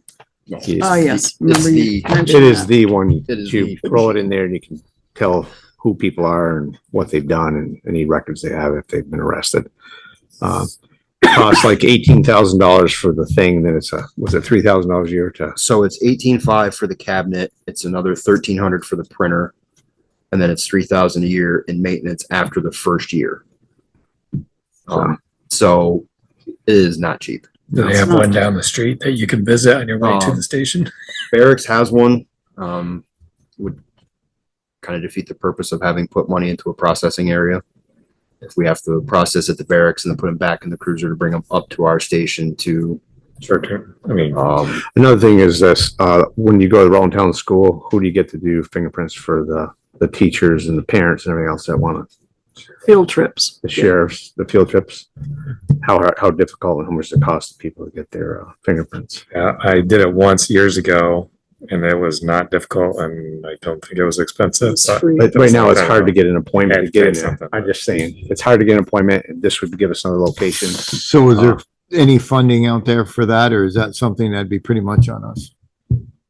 So I haven't found any grants for anything like that. Okay. The state used to provide them, but obviously with the cost went up, they said, we're not doing that anymore. And I guess that we couldn't use our Cortita funds, would that be, we have some funds there that, huh? Yeah. Not sure how much we have right now. Most of the fingerprints are taken from 13 residents. I mean, South Bend Well, in general. if we're talking longer term and would like that be, parents' I mean, field trips. those are our funds to use for our PD in whatever capacity, and if has those funds available, I would. So do you want the police committee to look at this then, or do Well, you that's want to a- vote on it right? No, now? I mean, I'm just Okay. putting out options, so you guys, if you have a Yeah. committee meeting and decide what you want to do, and then come back and tell us. I mean, fingerprinting is kind of the backbone in the police department. And Maybe if, we could charge for fingerprinting or other municipalities. it's just a funny, my son-in-law's work got broke into, I have a and they suggestion. took all his Another tools, committee. 13 or 15,000 Give dollars Mark worth of Foley tools. Senior. a And, call. and they asked him about fingerprinting and wanted Ask to him know if if he could his help you fingerprints were in the system. And he Tell said, him what well, it's for. yeah. But in a good way, not in a bad way, but it's, once you have some of this stuff, it's Just invaluable because for you guys, record keeping. $100,000. Okay, so we're gonna be scheduling police committee anyway to go over the new hire and executive session. And we can put it at the same time to look at the fingerprinting system. And where the money might come from. But we did want you to continue to think about things that were not covered under the construction funds for the new public safety building, so. Right, because we don't know if we aren't told. I mean, I've heard complaints from different people, but we're not magicians, and if you don't tell us, whether it's the fire department or the police department, then we can't, I did have some good news. I got all Mary weeks ago in reference to the Green Mountain Plaza. There's a store looking to move into where the Halloween store is. After that, they may move in. Time will tell. They didn't give me a guarantee. They want to know if crime here was as bad as it was in Burlington. I said, I don't No. think so. I don't know. That's not something you want good, to but it's not that bad. Shot this we week, had a so death it's there not- yesterday, wasn't it? Sure. In Burlington. I'm sure they did. I'm sure they did. Yeah, some female shot somebody Yes. up. I heard about that. So that's some good news. Hopefully they decide to come here. Yeah, well, and I appreciate what you did, which is kind of sitting down with them and going through security measures that would be helpful. There was a security person from the store that wants to go in there. They didn't tell me it wasn't, I couldn't say anything, so it was a affiliate of TJ Maxx, the home line thing. Ooh. So we talked about that, what it looked like. I did talk about probably they should lock up the stuff that keeps people warm for their home encampments that they want to, you know. He said they've already done it up in Burlington. This, if they put one down here, it'd be the second one in Vermont. So it would be quite, I think it'd be quite busy. Yeah. Yeah. Very busy. Yep. I mean, they know the situation. You've explained the situation. Right. I was honest. I told them what it was. You don't want to chase business away, but you don't want them to Right. come in here and get, blindsided by a problem that. I did offer up our services, the department. If they went there the first week, I'd try to give them coverage from when they open until they close the first week. Anything you can carry out of there needs to keep an eye on. Yeah. Stuff that's too heavy to move, then probably is safe. Yeah. Don't underestimate them. Yeah, it's a little bit more obvious, so. Okay, anything else for our police department? Other than a police committee meeting? Very good. Thank you. Thank you much. Thank you. Okay, John Paul Faignant. Town Health Officer, Public Safety Building Clerk, and Second Constable. Which one do you want to start with? So let's go with the building first, because as we're closing in on probably an 8-week window to occupy the building. Wow. I want to thank the board for coming and looking at the building last week. I think it helped you get a perspective of how much we really did gain by taking that back lot under this current umbrella. I want to throw some numbers at you, just so you have a general idea of where we're at, but I'd also like to request at your convenience that you schedule a committee of the whole so we can fine tune these numbers. But I can give you just a thumbnail sketch of the additional stuff. As you recall, when we originally contemplated this building, we were going to try and do what we're doing now, which was to feather this stuff in on an ongoing basis rather than try and pay for it all up front. But for example, a fire chief office is going to need a chair, desk, computer, telephone, radio, and it's where the electric door openers will be. We need the same equipment for the assistant chief's office. We're going to need 2 servers, one for the police department, one for the fire department.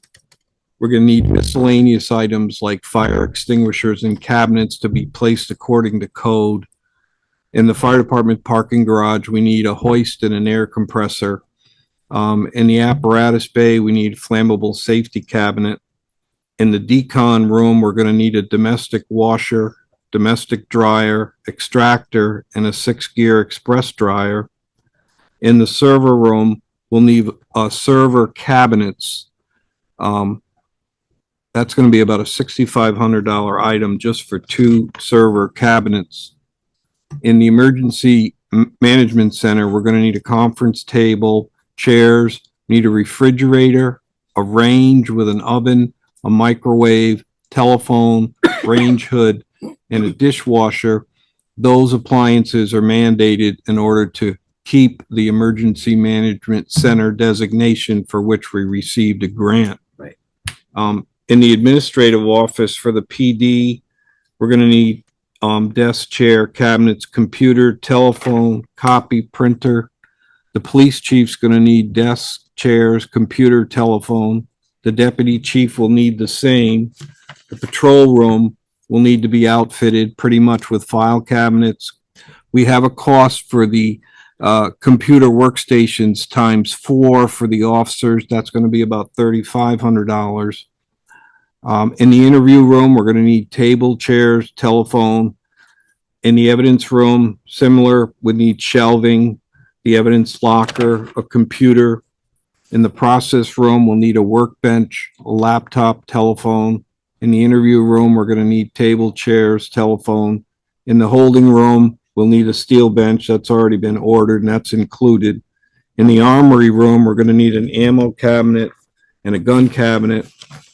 the Sally Port and the police garage will have air hoses and things to be able to work on the vehicles. And in the apparatus bay, we need flammable safety cabinet and a rolling platform ladder. So those are the things that I've identified today. Unfortunately, one of them has taken on some urgency because we're kind of being treated like a second child by one of our vendors. But much to our chagrin, Royals has not ordered the stuff according to their plan because they neglected to tell us that we need to pay up front a deposit before they'll order it.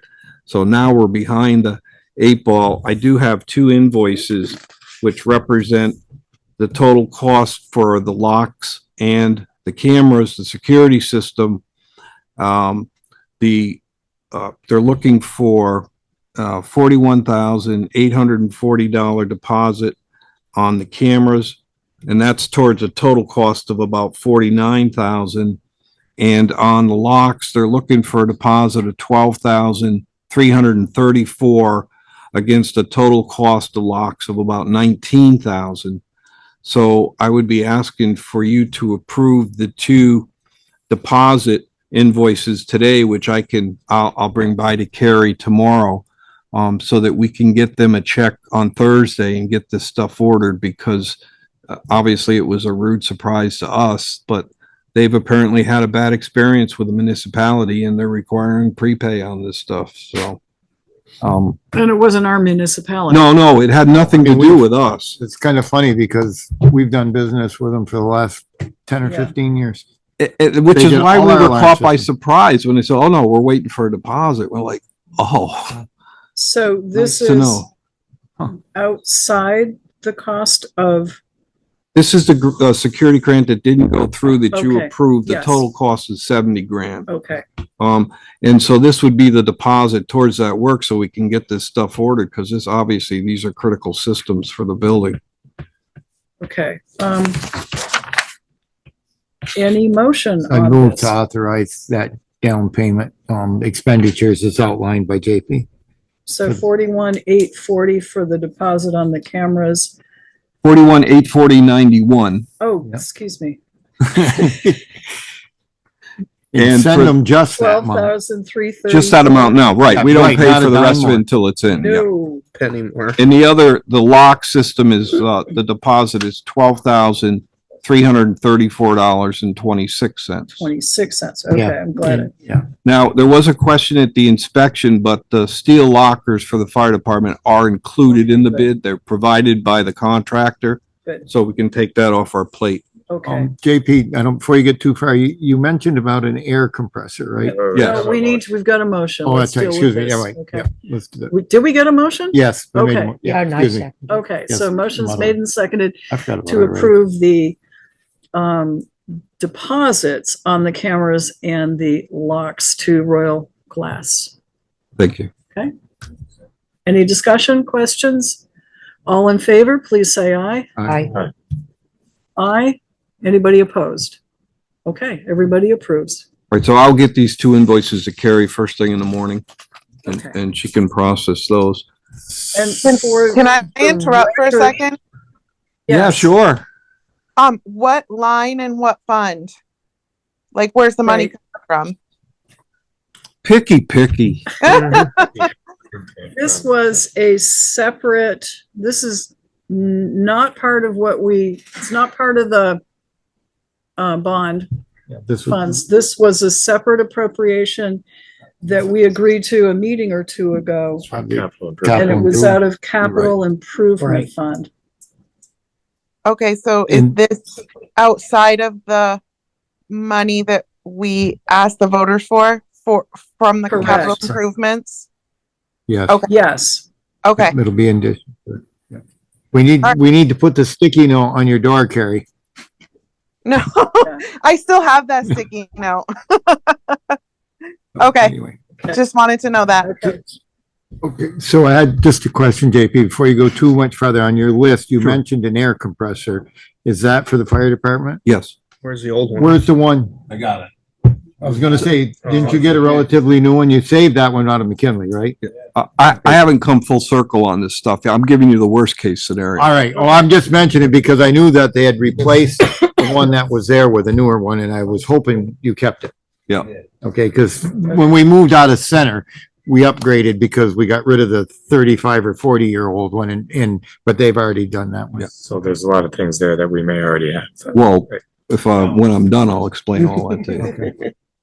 Okay, thanks, Jay. And the lockers, the lockers are built into the contract. Okay.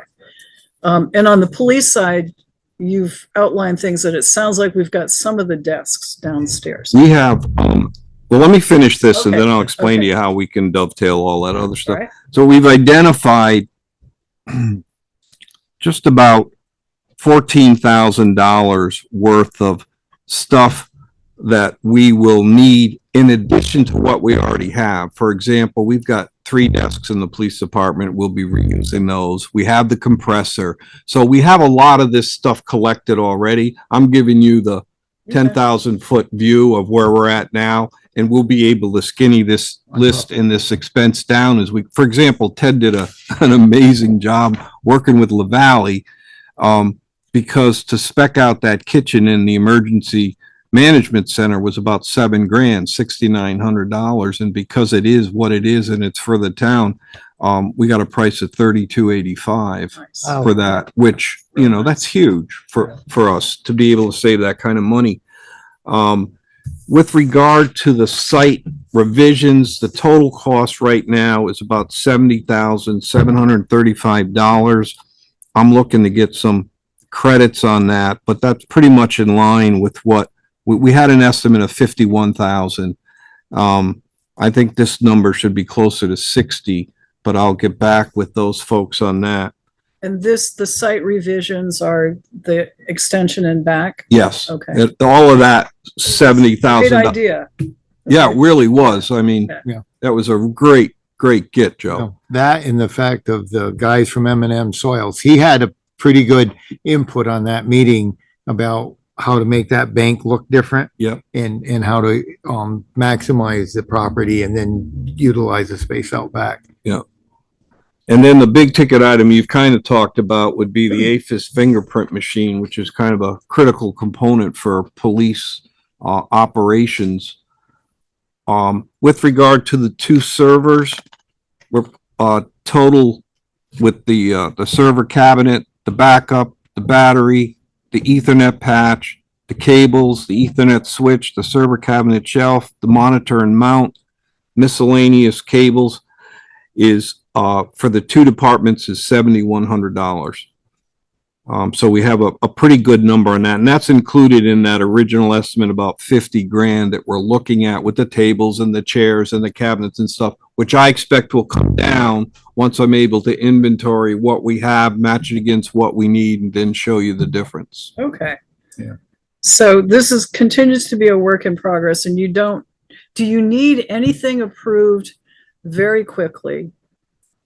You guys think of anything? I think we're pretty much. I think we had a couple things on the electrical disconnects that we didn't see in the compressor room. Yeah. I don't know if they haven't got to that yet or what. Yeah. If you could check on that one. And what was that again, Larry? The compressor room. Yeah. The disconnect box, electrical disconnect box. And in the room with the washers and dryers in there. Yeah. We found 120 in there for a dryer, a small dryer. No But on the 240? Big dryer, the wire seems awful small. No 240? You didn't say 240? Yes, it was. There was. Yeah. We need 2. We need 2 of them. Okay. Okay. I had a couple questions for you. Can I sit up there with you? Yeah, come on. Yeah. Yeah, Dell, why don't you pull a chair too so that you guys can tell us exactly what. It's nothing major. I just walked through there. So truck air compressor for the air to the truck itself. We Right. have the compressor. Where is that thing sitting? I asked the electrician. He thinks it's in the pickup bay, which is no good. Can we put it in the compressor room? Should be in the, I'll ask you have a them. mechanical room? We do. Like, Yeah, I thought- isn't that where Centers is? Yeah, but we have a compressor. You have a compressor room separate, Yeah, Cool. for Cascade. For the system. cascade system, so you could put them both together, you think? Yeah. But like the plumbing for it, was that ever included, you know, plumbing across the ceiling and put a drop down so you can plug the trucks in? Yeah, I know everything that we need to operate is supposed to be included. What I've covered tonight, according to the plans and specifications, are the only owner supplied items. Everything else comes with the building. Right. I just don't know if it was put in there. All right. Anyway. So it would This be, is just stuff that I see that's missing. And I know they're not done yet, but right, like cord drops, electrical cords to plug the trucks in. right. They'll be there. Yep. Gear Those are washer, contractor supplied. Gear washer, we talked about. Airs, contractor supplied. The electrician asked me about hose tower lights. I have no idea what was in the specs. Yep. There's supposed to be lights above the garage doors, just like Center Rutland. I don't see a wire sticking out. I'm sure it'll be there, but water to all the garage doors for washing the trucks. That was all in there. Or it's not there, but I'm just want to make sure it is there. The sewer pump, which is down by the police barracks. I know there's a pipe in the ground somewhere. I don't know where it is because I haven't seen it, but I'm pretty sure they put that in, right? They laid it in, We put a conduit in to wire it up later. It's not part of this project. Right, I understand that. Yeah. I'm just making sure it's there. Oh, yeah. No, it is. It's been installed. I don't know where it is. So Garage door it openers. daylights right on that southeast corner of the lot, Okay. right where the pole is. All right. Bill, just as, because this is exactly the specificity we asked for, could you please make sure the minutes have all of this in detail? Yes. They'll be horrendous minutes, but they'll be really good for reference. So, thank you. And the sewer pump this is going to in the future is by the police barracks. It's not Post Road. It's- Right. Yeah. Okay. Right. Somebody asked me, why would you dig up Route 7? I'm like, No, we're it's going that We don't one have down anything there else to do. because we pay for that already. Right. That's already part of our stuff. Guardrail, you already talked about. Overhead doors. I see the openers are up there. Yep. Is this a drive around station? Not yet. Is it going to be? Maybe. We'll see. For a pickup, not a fire truck. Not a fire truck. Regular pickup. I think once they leave, we can do what we want with that around the building. But the fact that they changed the slope I did there. from the police station side out, so that's relatively level. Originally, there was barely walking room around there. Right. So the grade that's there now is kind of what's going to be left. So Yeah. they've been running equipment on it for 10 months. Yeah. It'll be well compacted. It's designated, I think, as lawn now, but Perfect. we can, And may a change it. while ago, Gary asked me about propane tanks on the east side, I believe. There's Yeah. about 20 feet of stone. I called Procter Gas just for a question. I have no idea where you're getting fuel from, but that'll come later in the meeting, but we, Probably Procter, yes. yeah. So what did Proctor say? well, they said, well, whoever usually is the supplier will tell you how to set the tank. Because they're asking me if they need to be tied down. I don't think it's a floodplain being up that high, but I wasn't. I think they always have to, the tanks Yes or no. have to be secured. They have to be secured, but I did take a credit on the concrete pads, which are only required if it's in a flood zone, which this is not. So that saved us about And, 3,500. and I think they moved the tanks from us from the west side of the building to the east side to accommodate the additional parking. Right. So they're going to be on that northeast corner somewhere, which depending on where they locate those may prohibit driving around the building Right. because you can't drive over the tanks. Right. But the generator this time is diesel and not propane. Right. So, and that has the extended run fuel tank. That's why it sets up so high. That's the 600-gallon tank. We're gonna have to figure out some sort of management plan for that, cause 600 gallons of fuel is gonna go stale in that tank. We'll put it in the fire truck and My thought was eventually we'll hook a pump to the side of that and they can fill their fire trucks off it. If they put undyed fuel in it. You can run undyed fuel. You can run dyed fuel as a municipality. So that's one of the problems with the big tank. They need to be circulated and they'll need to have additive. I think I mentioned this to you guys. You got to put some kind of fuel supplement in all the trucks because of the no lubrication in the right. fuel nowadays. It's good for you to remember at the ranch too. But anyway. And my last thing on the box is a lock box. For the police department, which you Now guys the already know siding's about, already right? on. A notch box Be a little late. for the police department, so if there's problems at night, You'll call us and we'll let you. Yeah. you can keep the key to the evidence room. You're gonna be called, but we gotta get in there. So we're gonna have to have a notch box put up. Yep. Thank you. The one that's on the. So there's no interconnection between the police department and the fire department? No. FBI says no. There must be a divide. The FBI can pay for it then. The old Cheney Hill School, you know, there's a lockbox on that. I do. Did you ever go up and ask them if they want it?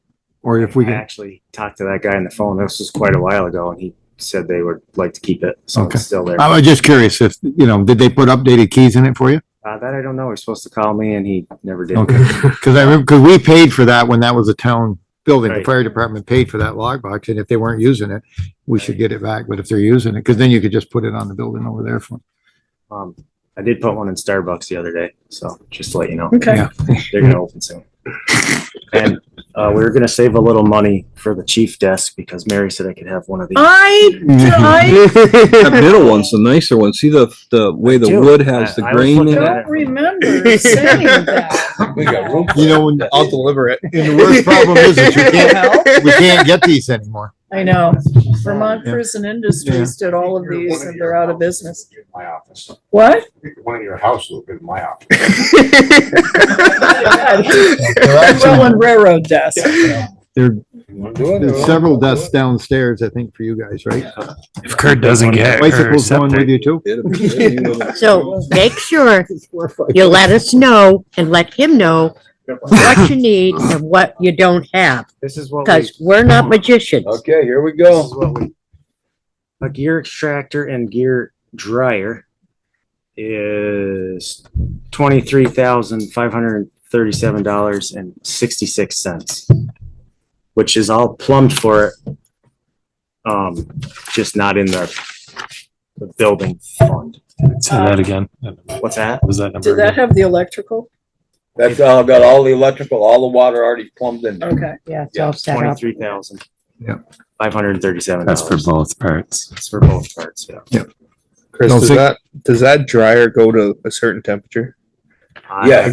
Just watch. Give me that We bought customer. one down there. 3,000. The stupid thing only goes like 10 degrees above the ambient air 537. temperature. No. So just make sure that, because it doesn't work that great. Right. You Just, got the extractor price? The one at. Just the That's same for ones both I have of up them, at the actually. cabin. yeah, Both just of them. fair Oh, you have warning. the Does the one at I center do. work, Larry? One of them is. Extractor, that works good. Yeah, That's the a one good at center extractor. works. good. That's One a of really these is good the dryer. extractor. And those things are already. 10 years old. Extractor. 7,743. That's a really good So he's extractor. got all the paperwork. There's no dryer over there though. And then the other one is 14,355. Yeah. Just, Okay, are these things that need to be approved so you can order them? Yes. And is that we need to approve it tonight thing? These are fresh quotes. Okay, These quotes I are don't good know how long until, ago. September 21st.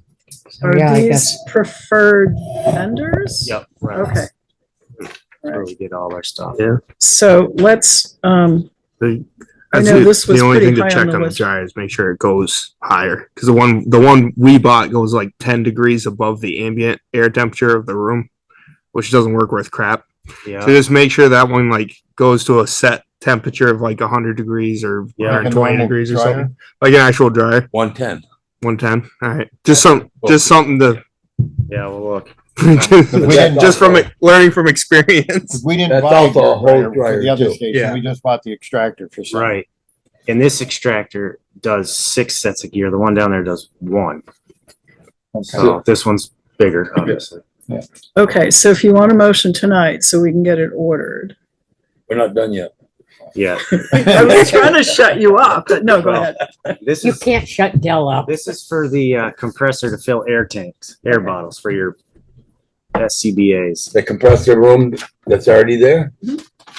Same company, Reynolds, valid through October 21st, is grand total of $85,272.40. That's the Cascade system. Yeah. Obviously the wash. So when you said grand total of, that's just the Cascade. Correct. Okay, and then we need to add So the for both, extractor. And it's Yeah, the- $108,810.06. Right. Fingerprint machine was expensive. I know. Yeah. I told you, we're gonna get the fingerprint machine instead.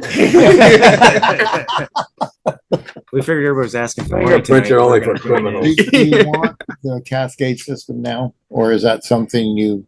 I mean, we've never had one, so I mean, it's not super important, but I know people keep saying, well, just go a mile and a half down the street, but why are we building a new fire station if we can go a mile and a half Yeah, down? I mean, I just. No, we're in an open meeting right now. Let's have the discussion afterwards with the police. And we'll explain why. I was gonna say, I mean, if we need to order. So you're talking executive session? Is that what you're? Not Yes, unless I would it, not, prefer to do that. not unless it meets one of the criteria. If it's, yeah, You know, What are we talking about? I just don't, if it jeopardizes, you know, if you, it would have to be something that has contractual implications or something. or a personnel as opposed to personality issue. that, dear, yes, Okay, with other departments. yes. The extractor now, will Reynolds come and install that? Or does that have to be installed by fellows that are working there now? How did, I don't know the answer to that. okay, cause it shouldn't be a lot, it should just be wiring and plumbing. Okay, I was a little slow writing down, so let's do the numbers one more time. Reynolds for all of them, right? Reynolds for all three items is, And their preferred vendor. yep, Let's do them individually. The extractor, the extractor is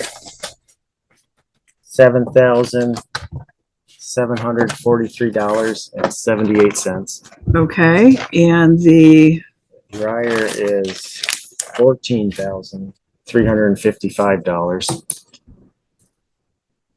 no sense? No sense. I had Okay. 66 cents. And you got the, 66 cents. It says 0 cents right here, so I'm not sure where you got 0 that. cents. 66 is the total for both. gotcha. Okay, so we just And saved where's the- 66 cents. Let's keep going. For the extractor, I thought we just got the extractor. or not the extractor, the compressor, sorry. Okay, Okay, that's a complete system It is. and everything you need. Everything works in a drawer, everything. Three-phase motor on it. We gotta get some use out of all that money we spent on three-phase. Doesn't say 3-phase. $85,272.40. okay, for a grand total of, Grand total of $108,810.06. You tried to get a grant for that compressor, didn't you, the Cascade? Yeah, twice. Twice. For, yeah, and the extractor. and dryer. Any Okay. reason why they turned us down? Too rich. There's fire departments out there operating on hardly no budgets. I think and- it's because we didn't apply twice, right? Yeah, so last year when I applied for everything, we got considered a low priority town because the Cascade system itself was considered low priority. okay, And this year when I applied in February for just the not the Cascade system, the washer, dryer, extractor. Submitted the grant, got an email a week later that said, make sure you submit your grant. Bill reminded me, I said, well, I did submit the grant. I submitted it in February. Months go by, I call FEMA, said, hey, where's our standing on this grant? They said, you didn't apply. I said, no, I did. Here's my proof. They looked, they said, yep, you applied to the FEMA system, but you had to apply a second time when we sent you that reminder to apply. So it went to this side of the house.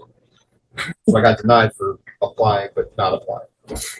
That was for the extractor. That was for the- So close. And once we pay for this ourselves, we won't be able to apply for a grant for reimbursement. So here's the next thing, and Kurt, being an officer down there, OSHA. If they pass this law, which they're gonna pass some of it, they may not pass all of it. I hope not. You're gonna need this stuff. So after every fire, Hmm. you're gonna have to wash your gear. Because you don't want to be carrying. After a CO call, you're gonna have to wash your gear. You're gonna have to clean the inside of that truck in and out. The gear, we're gonna have to replace every 5 years. We're on that Which is about schedule four- now, right? Chris? Huh? You're on a 5 year schedule. We do 10. We do Are we 10 on right 10? now. With them, it's gonna be 5 years. They're getting And ridiculous. their training, physicals and stuff like that. Again, I don't know if this is all gonna pass. Nobody does. Right. They've been testifying in Congress to dump this.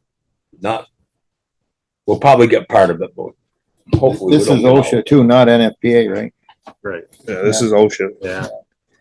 Okay, so we've got a total and we've got it broken down. Is there any motion? And, you know, we can keep discussing, but there probably I should be a move- motion. I move we purchase the gear extractor and the dryer for the fire department from the capital improvement fund.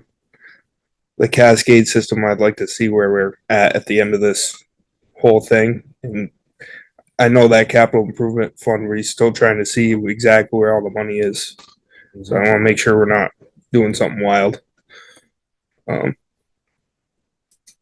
Okay, so- definitely want to get a cascade system, you know, whether we put it in the budget for next year, a new equipment line, or what we do. Rather not put anything on the ballot, but not this coming year anyway. Yeah, I think that's. Okay, so motion's been made. Is there a second? Second. Motion's been made and seconded to purchase the extractor and the dryer for the amount stated 77,4378 and 14,355.00. Discussion, Matt. So I agree with the priorities as Kurt stated. I just wonder if we wait a few months, what are the odds that we actually get the grant? Because it gets submitted to whichever way they want it done. Is that Good try again, likely? I right? mean, because if it's likely, and But it's no guarantee that next year when they open up, that washers and extractors are gonna be a high priority item. Mhm. No, I meant, well, if we pay for the washer and dryer, if we try to get a grant for the cascade system. Again, a little bit. I mean, about that. I, like Kurt says, I'd like to see it there, but I think Washer's more important to me. right now. Yeah. For sure, Yeah. 100%. Agree. Yeah, because you have I mean, the city will fill bottles like they have for the, They have 57 years. you know, I yeah, think whatever, and They have that's, to. yeah, That's a pretty, county. yeah, that's a cascade county system. system. Oh. Yeah, that's a I mean, county cascade system. Ted, I don't know if Okay, this is a that new used to question be. or. That is no more. When we had the older one, because I was involved in that, I'm the one that started that. We had it was for the whole county, right? And then when we got rid of that, Putney took it. We bought that Bauer system in there. The city paid for that themselves, so. So would they no longer have to fill our tanks? They will fill our tanks. Yeah. Okay? I'll never say But when you're going there in the middle of the night, Yeah, and stuff getting, okay, no, it gets a little touchy. okay. But our dog is finding their drugs, so. Really?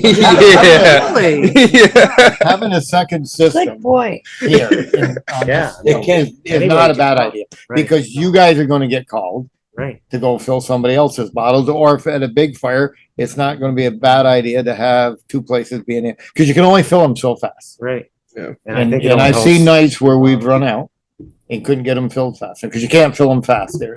So, but anyway, Okay. So the Yep. pending motion is for the extractor and the dryer. Right. Okay, so are you ready to vote on that one? And where's it gonna come from? Capital Improvement, I think, Improvement Fund. unless there's some better suggestion. yeah, no, that's what it's. Okay, so motion's been made and seconded, discussion's been had. All in favor of paying for those two items and from the Capital Improvement Fund to preferred vendor Reynolds? All in favor, please say aye. Aye. Aye. Motion carries. You're welcome. To make sure the town clerk knows that, yeah, I see her, I'll let her know. Sticky note on the door is the new procedure. So do you have the specifications on that cascade system anywhere?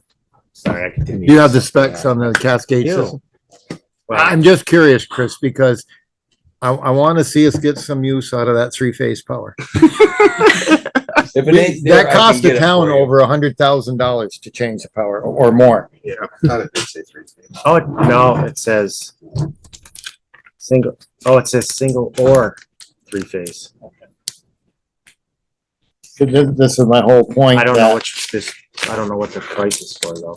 I'm assuming it's single. Okay, Three-phase Down the will road. will cost less to run, but. Right. so we're not doing anything with Cascade tonight? So JP, Okay, he's got all this stuff on the dryers and the extractor and stuff. That's how he came up with all the specs for everything. Yeah, I'd rather you guys Okay. keep Okay. it. any other questions for JP or, oh, Bill? On your desk is the builder's risk insurance policy renewal, which is happening next month.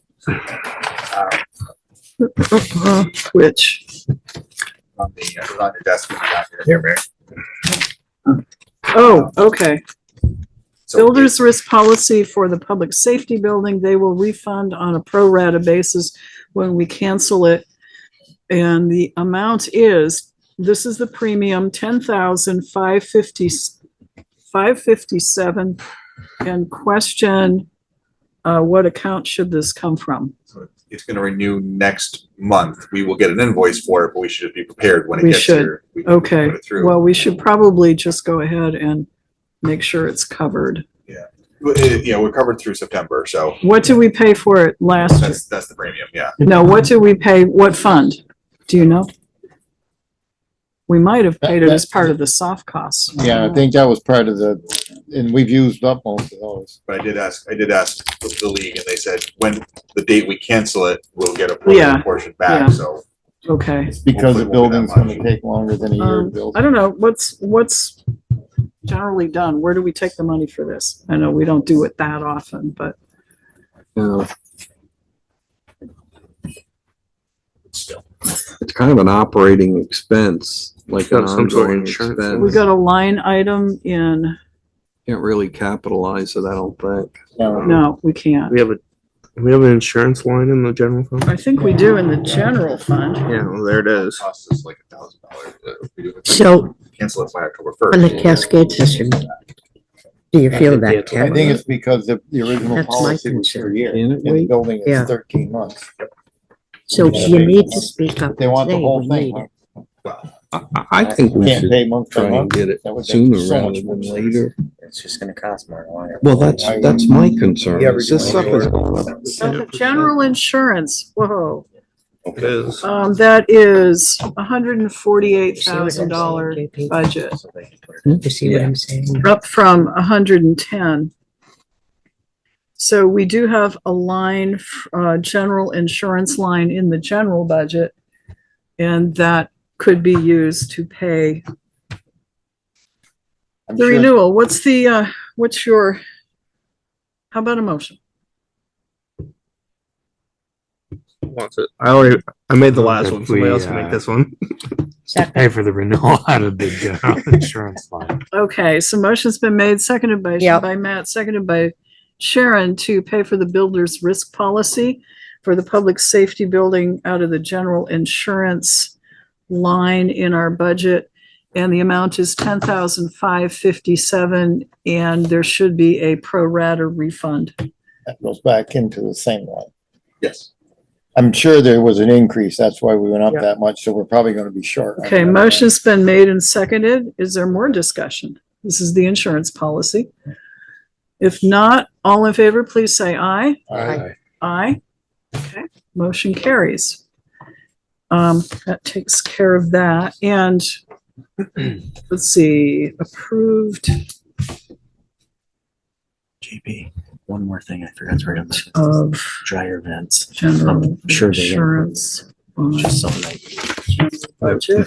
Really appreciate. And the this second should be person. itemized for the You're gonna minutes heat the too, building. please. Okay. Okay. Anything else for public safety building? So Just the one question you asked at the outset. And so in January of this year, the company that was supposed to be providing the siding for the barn part yes. of the building got in touch with the contractor and said, you're not gonna like the way this fades. It doesn't fade uniformly. It's gonna look splotchy and we really don't want to sell it to you for that purpose. So the architect came to me and said, what do you want to do? And I said, well, you're the architect. Could you maybe come to a complementary color in your office that you could recommend for us? And so the color you see was the number one choice of the architect's office for complementary color. And the painter across the street agrees, right? And the neighbors love it. So. Okay, so It still looks like the building's unfinished. I keep waiting for them to put something on. And they keep telling me when the trim is all up, you'll see. You'll It's still see the gonna be green green. It skin. looks like green styrofoam insulation and So here's. There's no accounting for taste. I'm sorry. I must speak like a kindergarten. It's not appealing. We have not talked about one thing that could tie the colors together, and that's the sign. Are we Right. having some kind of a sign going on that? Rutland Town Fire Police? On the building itself, it says Rutland, on the front, it's gonna say Rutland Town Public Safety Building. Okay, And then the police will be separately signed. okay. My point is that sometimes you can use a sign to pull colors together. Right, exactly. Okay, so. We were thinking These were some letters real good being placed on imagination. the building like center. Yeah, okay. We were also thinking like back at the old station, it used to say what truck went in your garage door. You know, make it The Maltese red cross up or- there and stuff like that to kind of hide it. Are you thinking Yeah, of but doing the- like we did on Center with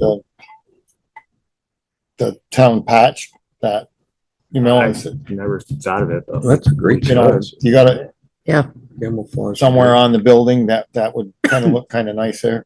And one other thing I thought of is there a flagpole? I was just gonna say that. A what? There was talk about a We're- flagpole, We were yeah. talking about, I'm like, I wonder if there's gonna be a flagpole. Yeah, I was just yeah. thinking. There should be a flagpole. There has to be a flagpole. The only unknown left on the site right now is the fear that there's a vein of ledge underneath the construction trailer. You So, had mentioned that. and that's where the flagpole was gonna be going, in that corner of the lot, so we're gonna wait to see how that all ferrets out. Okay, so is the sign part of the construction cost? or Yes, do we- the okay. lettering on the building is Lettering on the included in the building. contract. The extra stuff, And that's on the red, right? Yes, Well, yeah, that's on the red. Cause there's Okay. not much green on the front. no, There's no, nothing there on the isn't. green. Yeah, but there isn't that much on the front, a little bit, you know. 'cause the And is doors the take up- flagpole part of the cost? yes. Okay, as long as they don't have to blast ledge or something, yeah, okay. JP, was there something on the tower too? The hose tower, there was lettering Rutland Town. I don't remember. I got it on my prints. If it's on the prints, yeah. Well, they're not prints, they're the drawings they gave. I'll check the plan, see if it made it to the Okay. construction drawings So have we pretty much got everything? for tonight. But I'd like you to Okay. consider a meeting of the committee of a whole, so we don't have to take up your meeting time and that we can fine tune these numbers. Okay. Maybe in the next couple of weeks. It doesn't have to be the next, maybe the next 3-4 weeks. Okay, That list I gave you, JP, the other day, Yep, did you get any answers to? I did.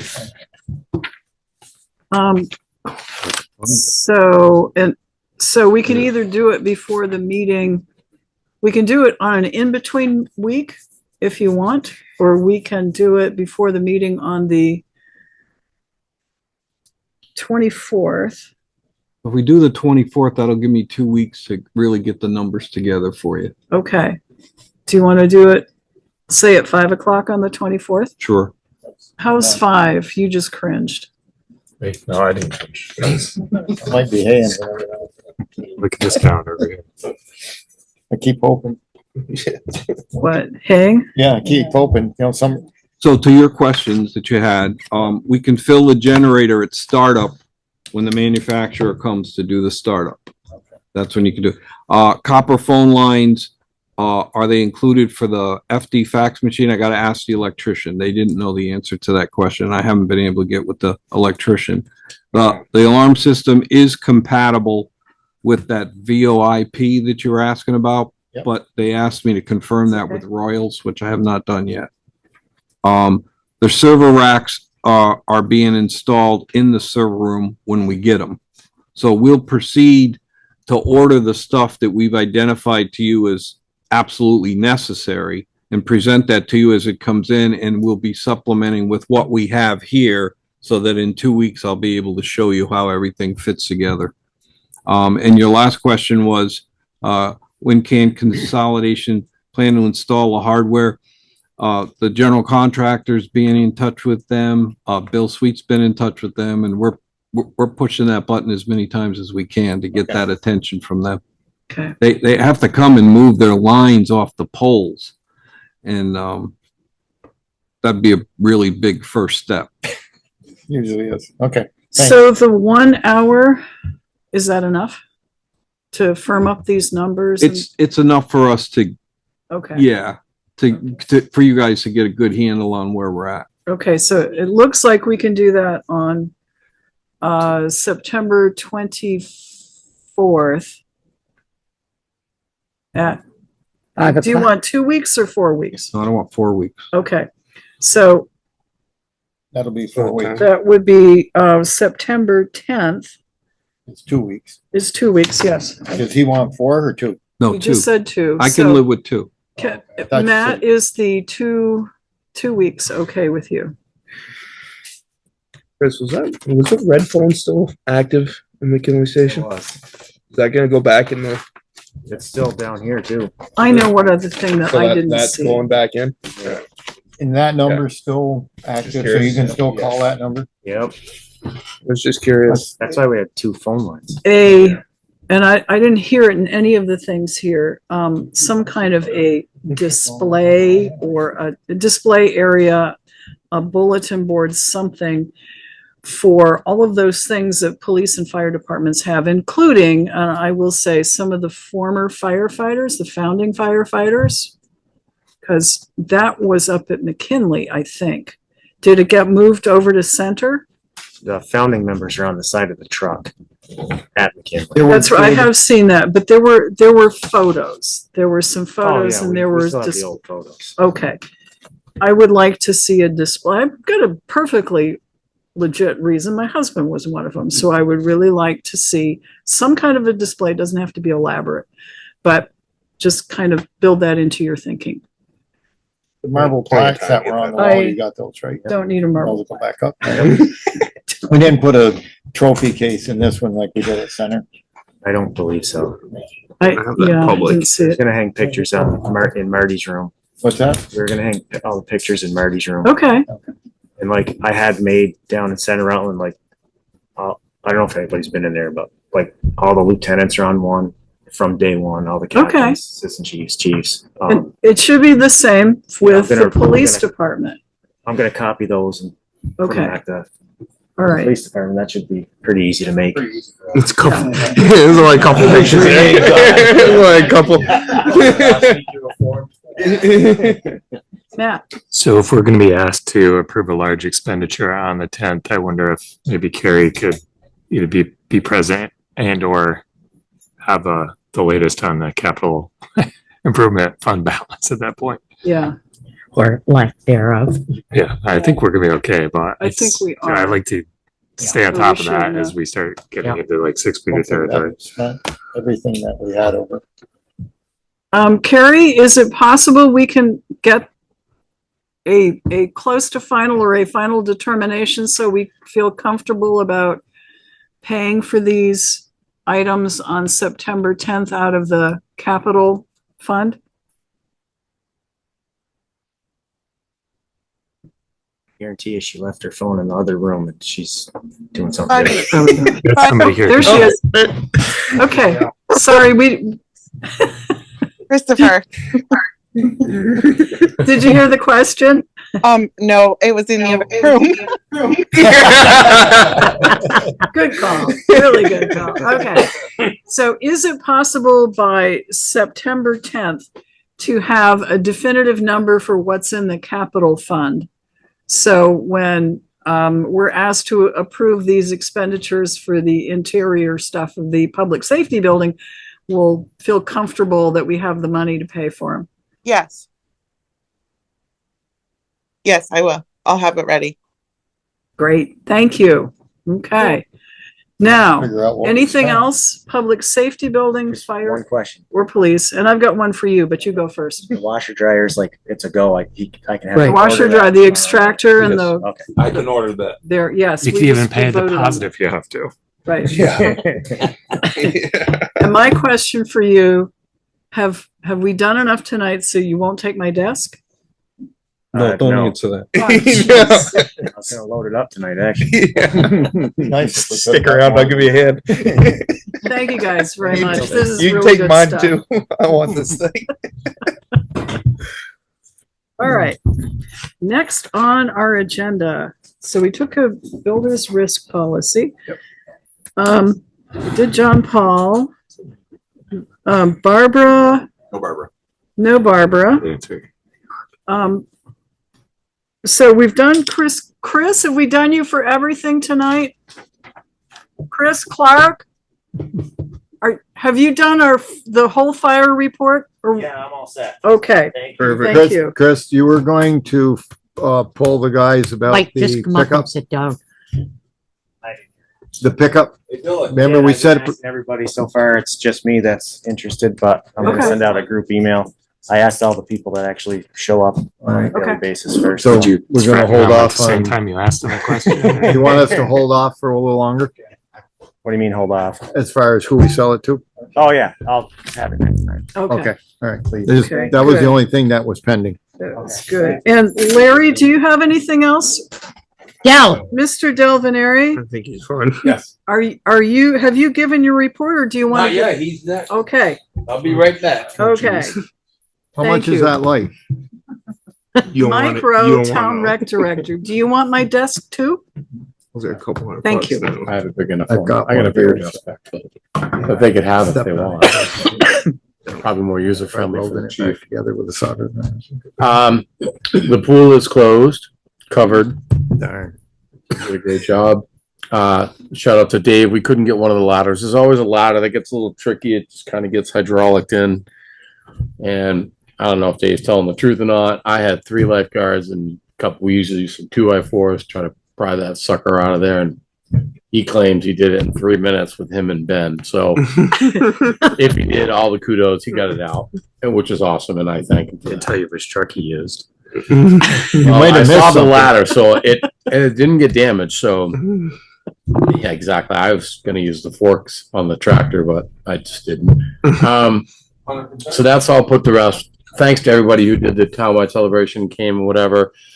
I think it was what is this? Was this the 4th one or the 3rd one? 4th one? I think it was fourth. I think, Yeah. yeah. 4th one we've done. So I would say this is the one that we probably spent. We used the most food. Okay, 'Cause I good. didn't have a lot left over and I farmed it out to the highway guys and the fire department got a Good. big chunk. Okay, But there wasn't a lot left to farm out. Where in the past, I was at the mission last year and before, and the fire department and the highway guys. I thought you were looking for a home when you were down there. I didn't realize you brought us food. Yeah, we had a lot left last year and it was the same amount. So I thought it was well attended. It was a great day. I was telling Mary and Sharon, we've already booked the DJ for the morning for the 23rd next year. And we're having live music from 12 to 2 after that. okay. You gotta book that stuff well in advance. Right. And so, Only suggesting a couple of things that I've heard since the event, that it was successful. People that don't go online, don't look at Facebook, don't look at things, kind of forgot about it. So getting the word out, either signs around town. I don't know if we do put some signs up, townwide celebration. there's a banner stuck right at the gate where Right, most people. but go. other places around town, like little Yes. signs like you do when you're running for office on Post Road, Yes. Grove Street, different places might help, number of people. And the other thing that I was thinking as I was out there in the hayfield shaking hay and thinking about stuff, we start at 10 to 2, right? And then there's that that lapse between when we do the fireworks. So I was wondering if we ought to consider doing a different start at 2 or 3 and run till the evening. And then there would be like only an hour lapse between the, more or less the end, and then when you did the fireworks. My Just concern something would to- be the traffic that would be up there. The other thing is, if we started at 2 o'clock, you're trying to feed people. So you do lunch, so you're doing lunch around noontime, so you feed people around 5, 6 o'clock. It's just move, and that was just something I was thinking about, if that would make it a little bit, those that want to stay to the fireworks, you're out of there at 2, and then you got to come back. So it was just something to think about. I think next year we should maybe be looking more towards going back to the 4th if the city's not getting fireworks, because we caught a lot of flack this year for not having. But you know what? 4th of July. The fireworks were outstanding this year. Oh, they were good. They were a really And good I show. think that was because that was a time that nobody else was having them, so I don't know. they gave us a little more than. I thought they were good. They seemed good. extra loud. Yeah, it's Like just- it was shocking. I was at the pool and it was like that. Oh, they were Those good seemed pretty fireworks. loud. I had a little extra TNT in that pop for Yeah. all those. Dampness in the air. Well, let's, No, that's what does it. we're gonna be, Sound travels we're gonna be doing budget time. So just But some we thoughts. should, and Sharon and I have had a couple of thoughts as well, because the display areas weren't that well visited.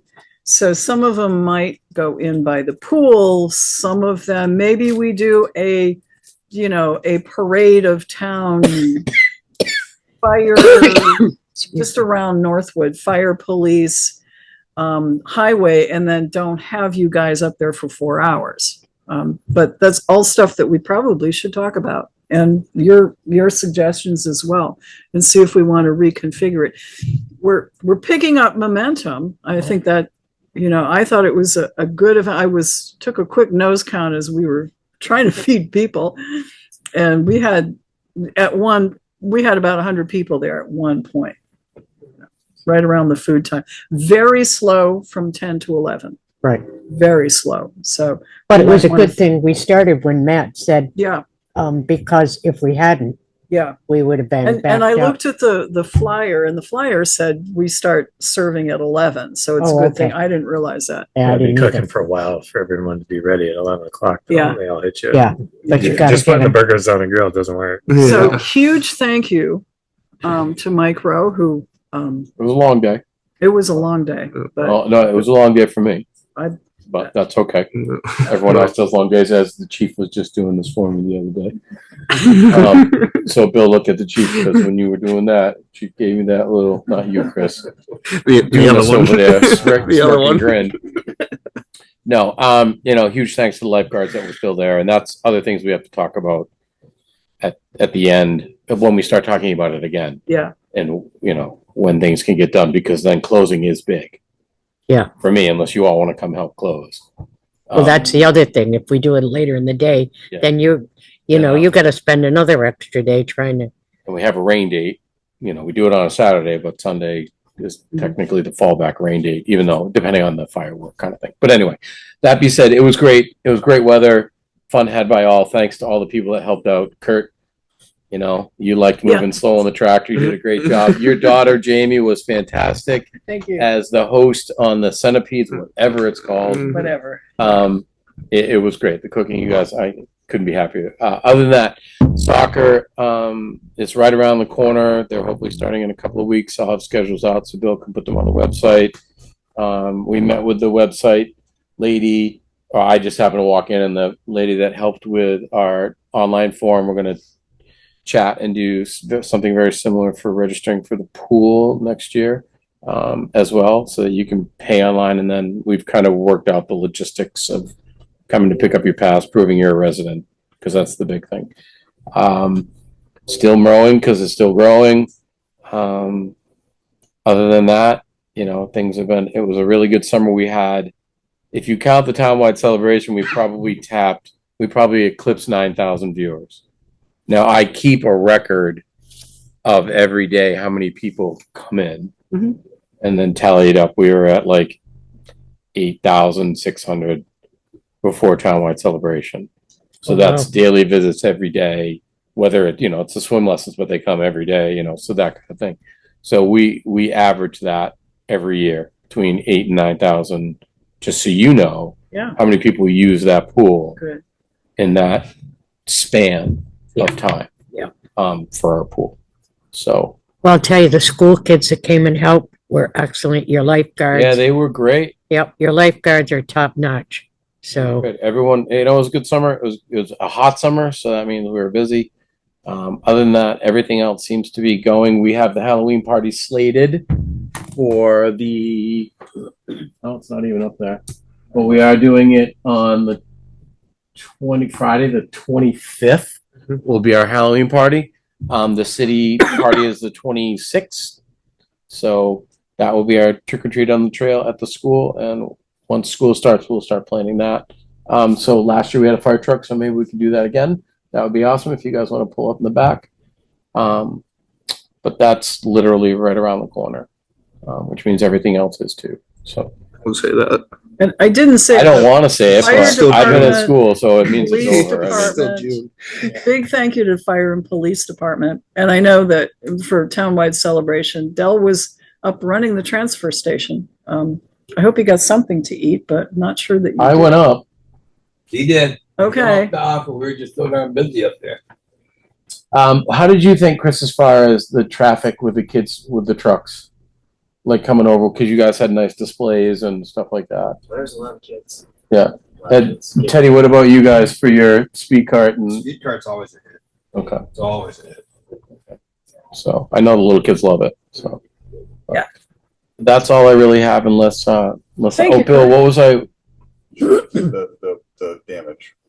Oh, so yeah, the damage. I'm still waiting for people to, and it's funny you mentioned Royals paying early because I called them because they do our work, they've done our work, and they texted me back saying, well, we're just waiting to talk to Kari to see how it's going to get billed. I'm like, okay. Like, usually they would come down and fix it. And I know they're busy. I don't know their business, but that's when you were doing Yeah. the prepay thing, just kind of, Yeah. okay, because that's never really happened. Maybe we should. And nothing has been fixed yet. So this is going on a week and a half. I already called the overhead door company. I'm waiting for them to call me back. Royals came and they haven't contacted me back yet to when they can get in to fix the door. I fixed it myself as far as Yeah, I saw made it so that. you couldn't get in. But and there was a question, Chief, about, and we did talk about that, the no trespassing signs. They're already at the pool on the fences. The Okay. people walk right by them, so they have no excuse. But they're already there because that was a discussion of should we put them up, but they already They're there, so that. they've will already they've help. been there since Okay. day one. It looked like. I think So Ted was in charge with burglary, so. Okay, yeah, I've charged one so far. Charged once. okay. All right. We might have an idea on the second one, so. No chance of getting restitution for damage. Well, let's see, they're all under the age of 16, so you're probably Well. correct. That's what parents are for. that's what I was saying. You're There responsible for your kids. well, when the father couldn't agree stands with you there more, and Joe. says, What "Oh the heck? yeah, I noticed the gate was locked." Well, if you noticed the gate was locked, why the hell? And so dad should ante up whatever the cost is. I'm in total agreement, but I'm not a lawyer, and I don't run the understand system. that, but who's responsible? I mean, oh, geez, they're my kids and they did damage, but it's not my fault and the town should pay for it. That's no. Maybe it's some. I'm in it's agreement, and unbelievable. I know that they are, but their hands are Oh, they can only do Well, what if- the law allows. no pun intended, If boys. they're But minors and if they go into a diversion program, then usually restitution can be part of diversion. So That's we right. might. Well, I'd be pushing for it. If there's Also, any yeah. avenue, any way, something to make them think twice before you go vandalize a public building or any building again. At this point in their life, I don't think that's gonna happen. It's gonna happen now. no. Oh, one last thing is thank you for speaking about the Founders Wall sign. Hopefully, you got a chance to look at it. Yeah, thank you. And that bill I can put somewhere. Where should I Townwide put that celebration. bill? Townwide celebration. Yeah, it was only like $250. So thank you for the people that showed up and did that. That was really nice. I'm glad it's up there. Sharon did a good bunch of calling around to get some of the families and friends of the founders there. So that was well received. My favorite moment though was watching Chris Howe ride the library bike up the road to get there, and then realizing he didn't really have brakes as he was coming down into the pool area. That was fun. You know, it had reminiscent of whatchamacallit, Dorothy and the Wizard of Oz. Anyway. He's going, You guys have any? the farm, brakes are optional. Brakes are highly overrated. True. Do you have any questions for me? Are we all good? Are we all set with Mike? Thanks, good job. Okay, thank you very much. All righty. Larry Del Veneri. Good evening. Evening. I'm not here to ask for any money. Yes. Okay. You've held a nice clean meeting tonight. Now it's gonna get a little trashy. Oh. Okay. Each year I have to estimate what I'm gonna take for income on recyclables and stuff.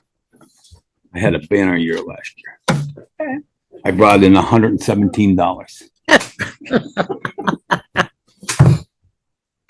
I projected $4,600 from the year before, Right. but everything's just way down.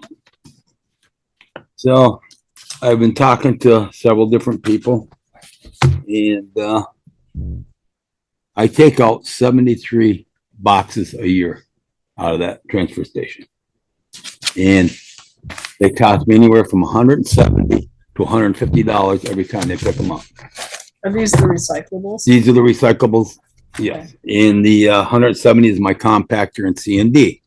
So I was talking with my haulers and stuff, and they said, why don't you go zero sort? Ah. So I'm there, tell me why I should, because 4 years ago, Don sent me that way, but it wasn't feasible for us to go zero sort back then. So I don't even know if it is right now. I'm just waiting for more information to come back to me. Easier. That would cut down on your trucking. So for instance, like the plastic, I get 0.81 ton in one container. So, and you're okay, how much would it be if I had zero sort with another compactor? Easier, we could get them all in one. Just that right there. So I'm just waiting to hear back from the sellers. Okay. But before word got out what I was doing up there, I wanted the board to know.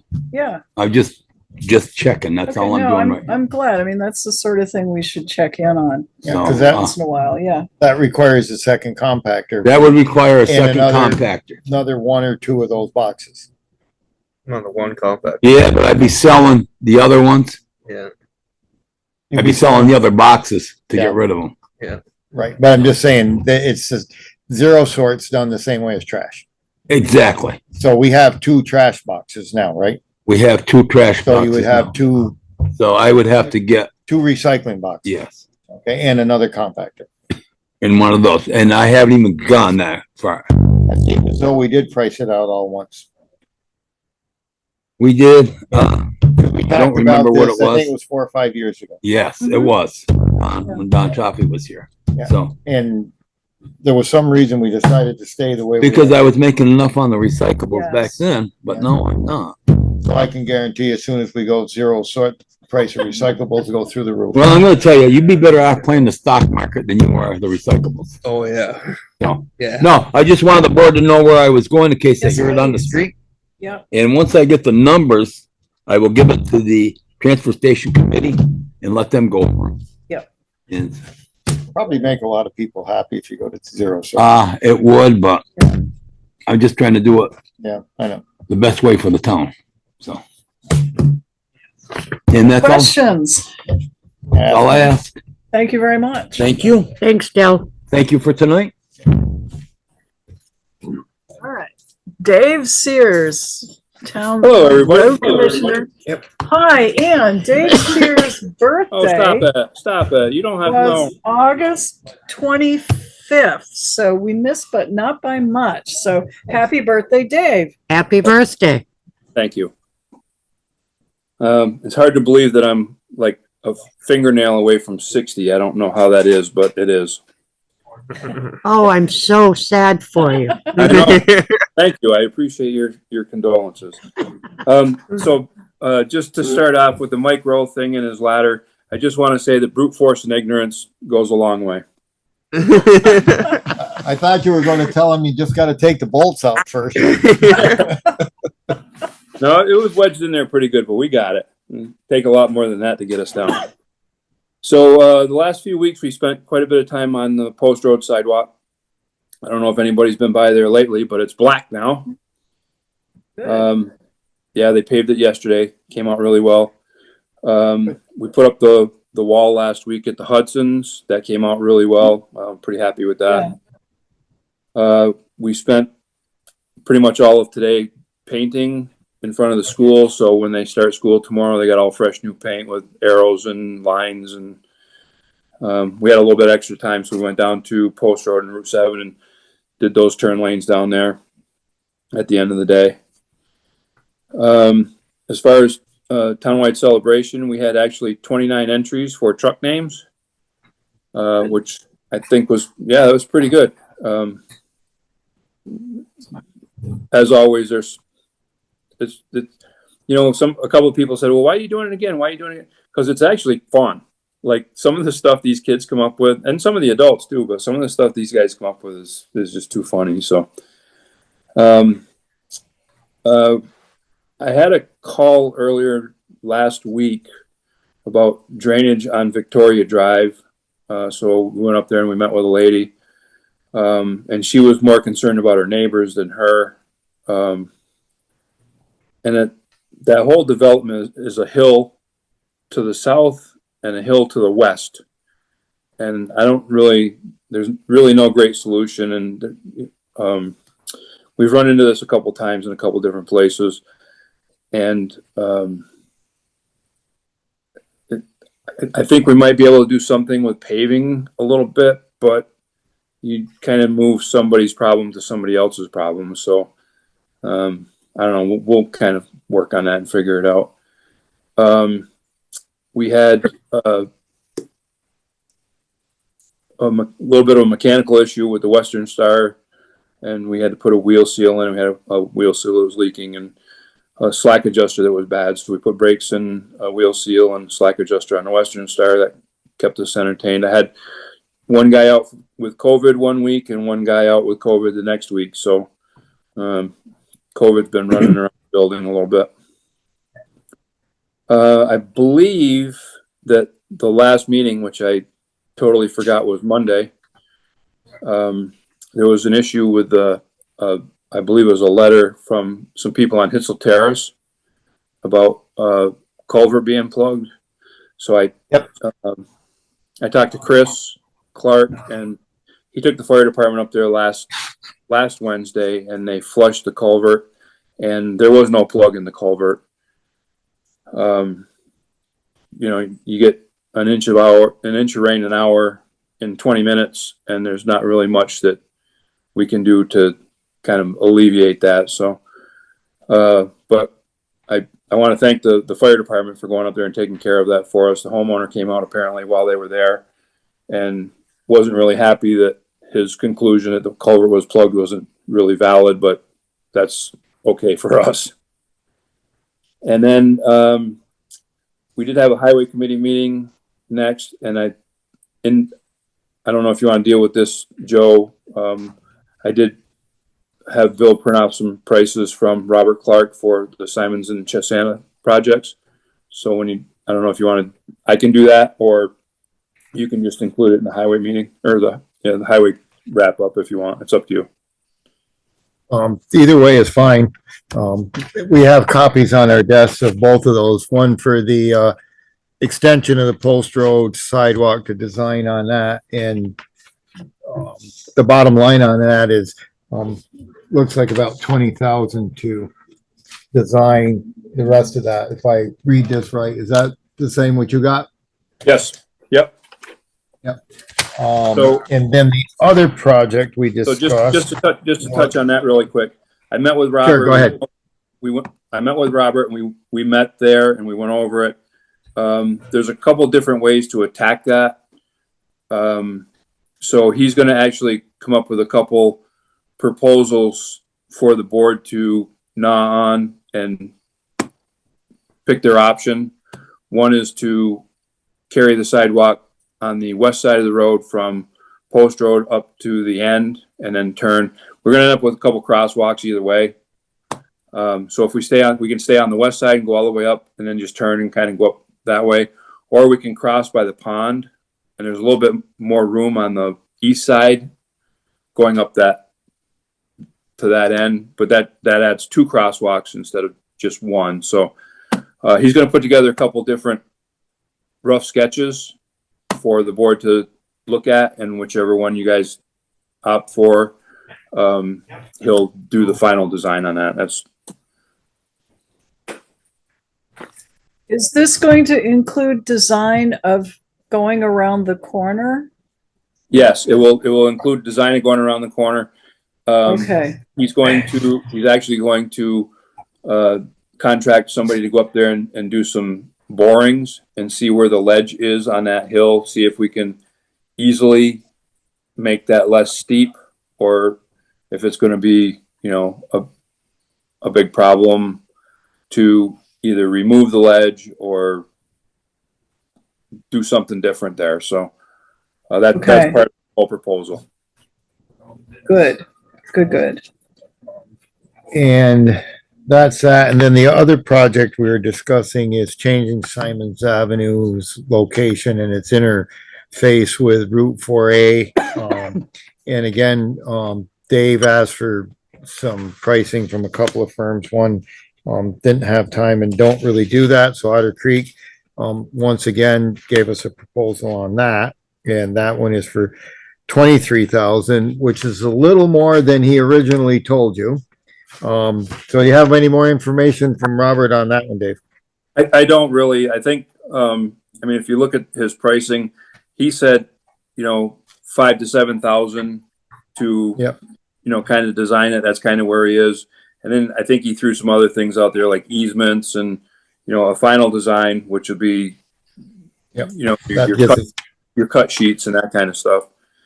And then, another 1,500 for permitting, which I'm not sure is really required. Our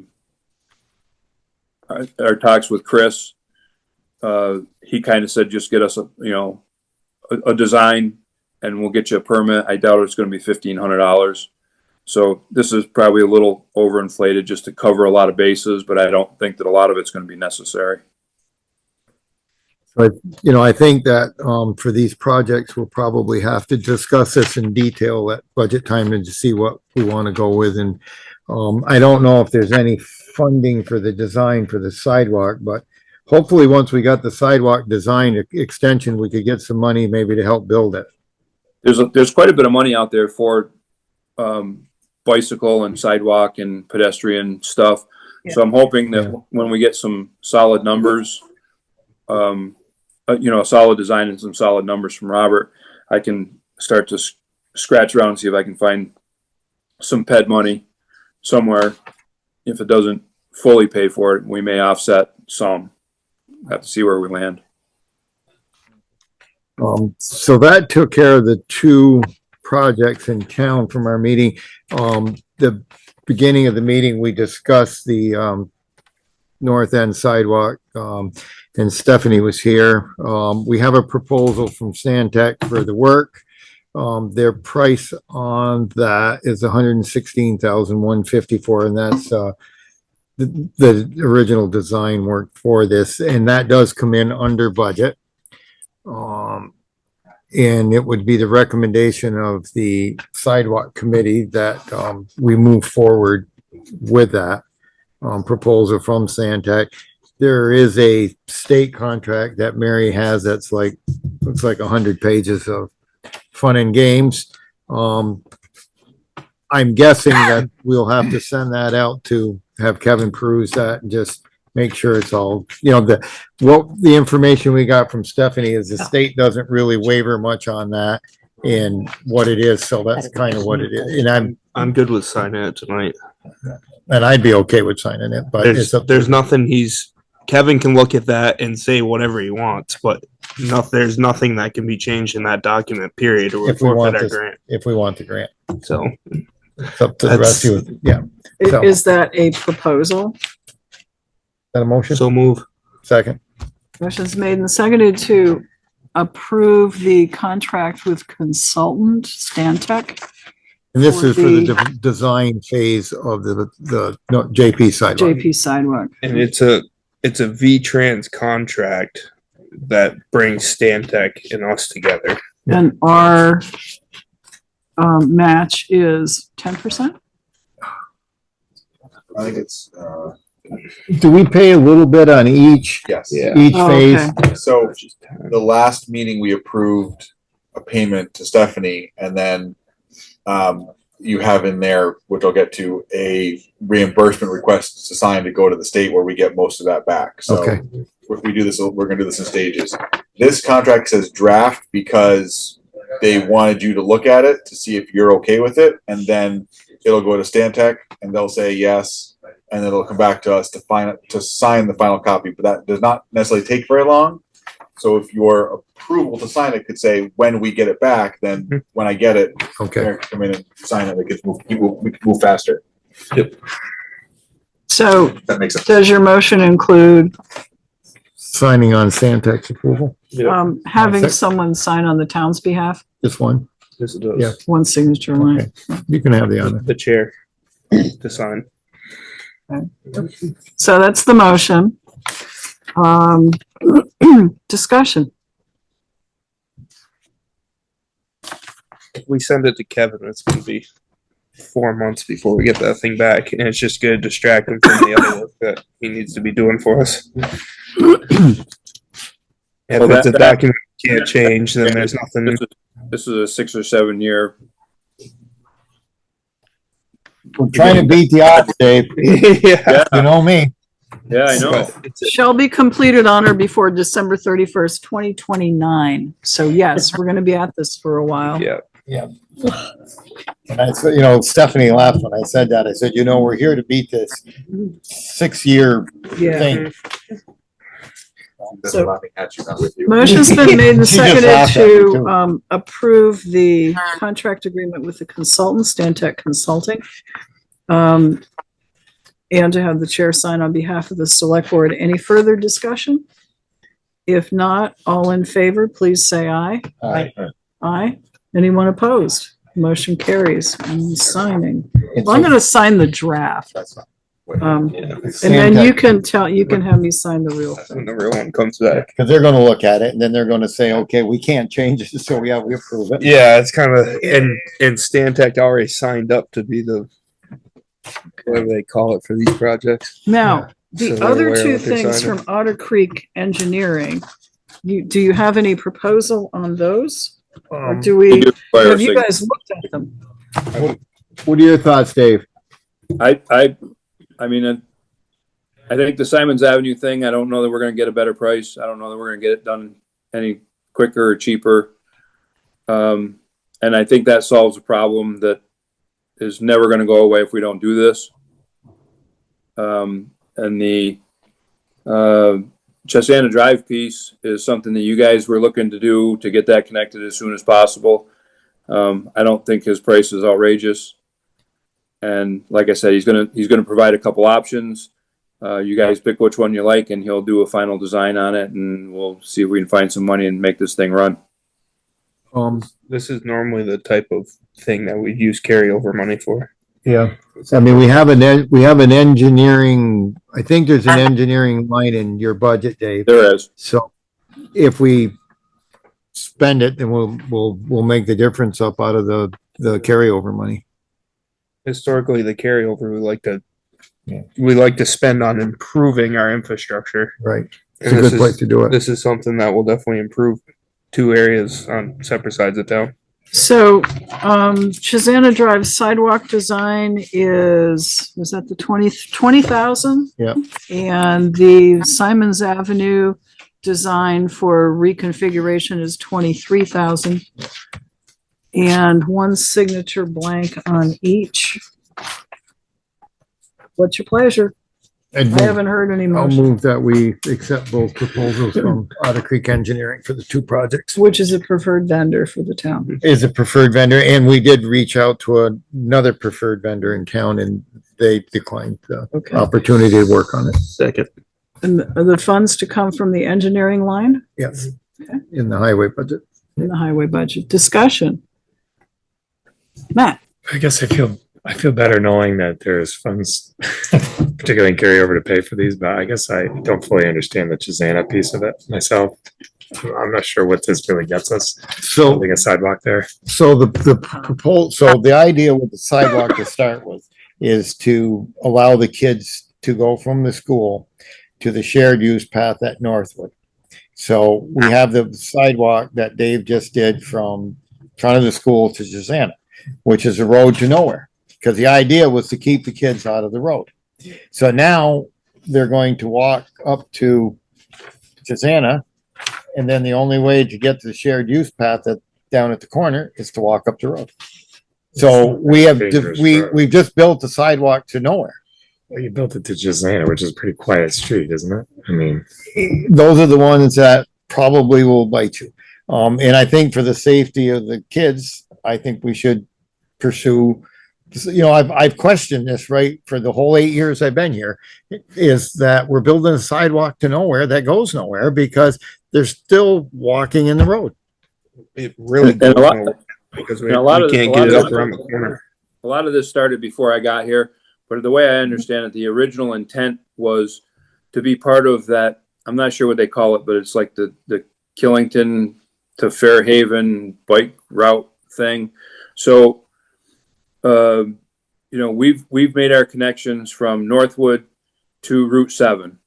If we make this connection between the backside of Northwood and Post Road, we make that connection. So it's a declared shared use / bike path /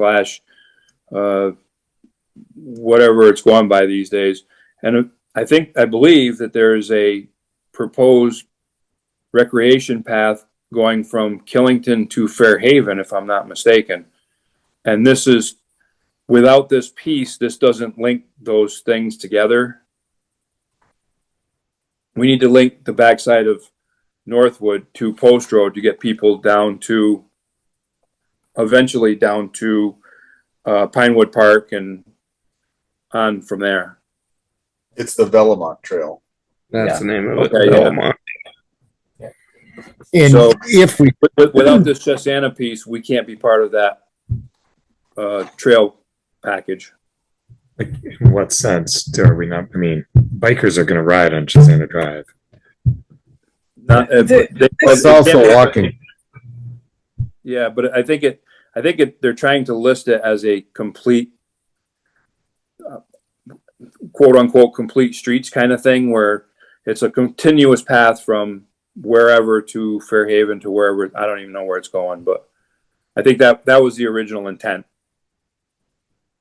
Yeah. And I think that if we do this and be part of that, it'll enhance our opportunity to get a grant to pay for it. If we have a set of engineered prints, then we can apply for grants. Yeah. Get And it's, grant I money. think it's, based on, we're, like I said, the other leg of this is that sidewalk from Post Road to Lincoln Avenue.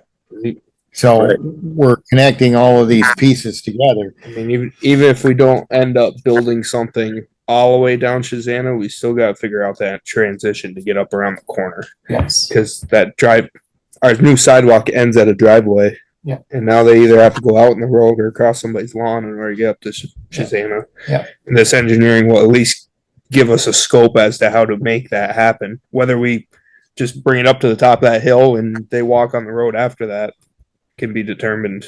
Once we see. Yeah. This actually goes back to a study that was done before I was on the select board. And this was the chosen route out of many that were looked at, including some behind the school. Yeah, this is And behind this the, is I mean, it isn't perfect, but it is the preferred route that was chosen. yeah, the behind the school project or option, was stymied because you got to go across private property. Yes. And there was a problem getting that permission. It wasn't going to happen. So you'd Yeah. have, we bought that land, the school bought the land behind the school, but you still have private property that you have to go across. So we own more land, but we can't still get to, you can see the other side of the river, but there's no bridge. Yeah. So that's why we're going this route. So personally, I'm going to vote for it because I'm I've been waiting for this for a long time. And the nice part about going with Otter Creek is Robert's been doing pretty much all of our streets engineering. Yes. And when you're working with the same engineer, he already knows what our goal is as a town. He knows what we're looking for, Right. and he's always coming back with really good prints. Yeah. So we haven't had any issues You with did a him. really good job on that water line up there. Yeah. Anyway, You ready to vote? I am. Did you include that I would sign on behalf of the town if Did you? it's passed? Yep, Okay. sure did. Yeah. Okay. Yep. All in I heard it. favor of the Chazana Drive and Simons Avenue, 2 proposals, money to come out of the engineering line, Yes, highway. highway engineering. All in favor of the motion, please say aye. Right. Aye. Aye.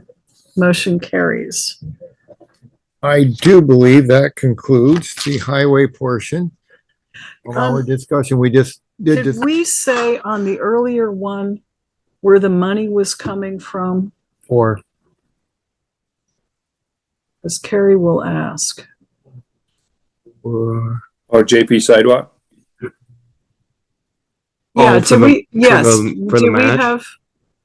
Oh, that's the grant that we have, but what's our match share? I don't know if we budgeted any money yet, boy. That'd be in that engineering line.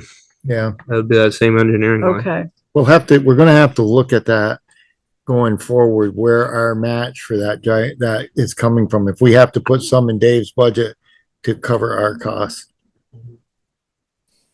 I don't think there's anything in there, is there, Dave, for that north sidewalk? There's nothing specific for that sidewalk, no. Okay, so we'll have to talk about that come budget time. well, Kari's gonna wanna know. So we would be, again, we're gonna be using that, our funds would be coming out of the highways. Isn't there money, Engineering. isn't there money in the grant for that? I just don't know how it works. Yeah, it's just a match. We need the We get a bill, we pay the bill, we ask the state to give us money back, and they give us our difference back. Right. So the 116,000 for that would come out of the 10 or 20.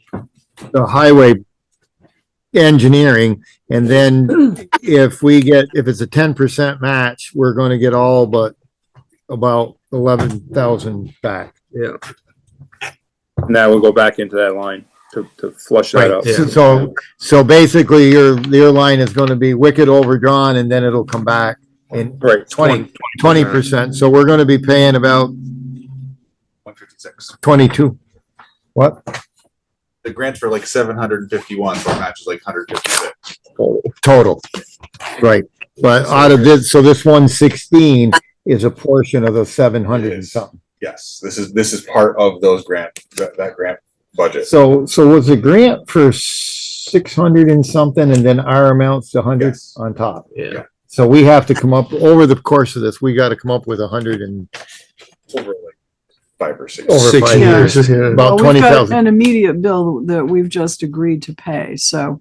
Well, there is no, That will come as they do their services. So we're not gonna. we won't have to pay the whole Not the whole 116. thing, okay. Right, that'll be the As total. they do their work. We have to go into, yeah, okay. Yeah, because that, part of that is through construction. Yeah, Yeah. these are services for years. Okay, Through the end of the project. Yeah. 2029. Yeah. Yeah. 28. The original. Deal, no grant- deal. Yeah, I think that original grant was 650 or 625,000. And so we're gonna have to come up with about 120 something thousand over the 5 years. So it'll cost us about 20. So what we may have to do is either increase the engineering portion of the highway budget to cover that, or put in a specific line Mhm. for the northeast sidewalk or whatever we call it, JP sidewalk. But for now, we won't get any immediate bill on this. We're just approving that amount. Then once they start billing us, it'll be, I think, like you said, Bill, we pay the full amount and then we get reimbursed. We pay the invoice and then we send a letter to the state. Mary's got one right now to send, to sign, say, we paid it, please give us our money back. Okay, yep. All right. Okay. I don't know if he's got any more. I'm done. Dave, you got anything else? I got nothing else. It's after 9 o'clock. I got nothing but 4 o'clock bell rings early. All right, yeah. Thanks for hanging in tonight. Thank you very much. Absolutely. I missed the last one. I owed you this one. Yeah. Okay. Yeah, you don't have to make it up all in one night, though. Right. Thank you. Appreciate it. You're welcome. All Have a good right. night. Thank you. Good night. Marcia Chioffi, sorry to long night for you. Yeah, it has been. I had to wake myself up a couple times, getting to bed early. I really have nothing else to say except thank you for approving the third lister. I think Kathy's going to be a great fit for our office, and I really appreciate you interviewing her and approving her for our lister position. You're very welcome. I agree with you. I think she'll be very good. I do too. Thank you. But that's about it. We're we've been through grievances. We are now setting up appointments for site visits with people that have had outbuildings or improvements done to their homes, and trying to get them done before the snows fly, so that we're not out there, in January, February, trying to, assess people's properties. So that's about it for me. Thank you. I will note that the Board of Civil Authority met to hear the one grievance or tax appeal of property appeal. Yeah. The appraisal. It was a very long, but very thorough proceeding. And so we took in evidence both from the lister's office and from the property owners. And we then assigned an inspection team, and they are going out this coming weekend. And then we'll get a report. We will reschedule, we will reconvene to deliberate and then issue a written decision. So that's the process. Thanks for setting all of that up. Thank you. I learned a lot. Okay. Yeah, it was a very learning experience from this one property, for sure. Yeah. Yeah. Okay. Any questions for Marcia? If not, thanks for waiting up. Thank you. Now I'm Turn going the to light bed. off. Yeah, okay. All right. Bill Sweet, Town Administrator.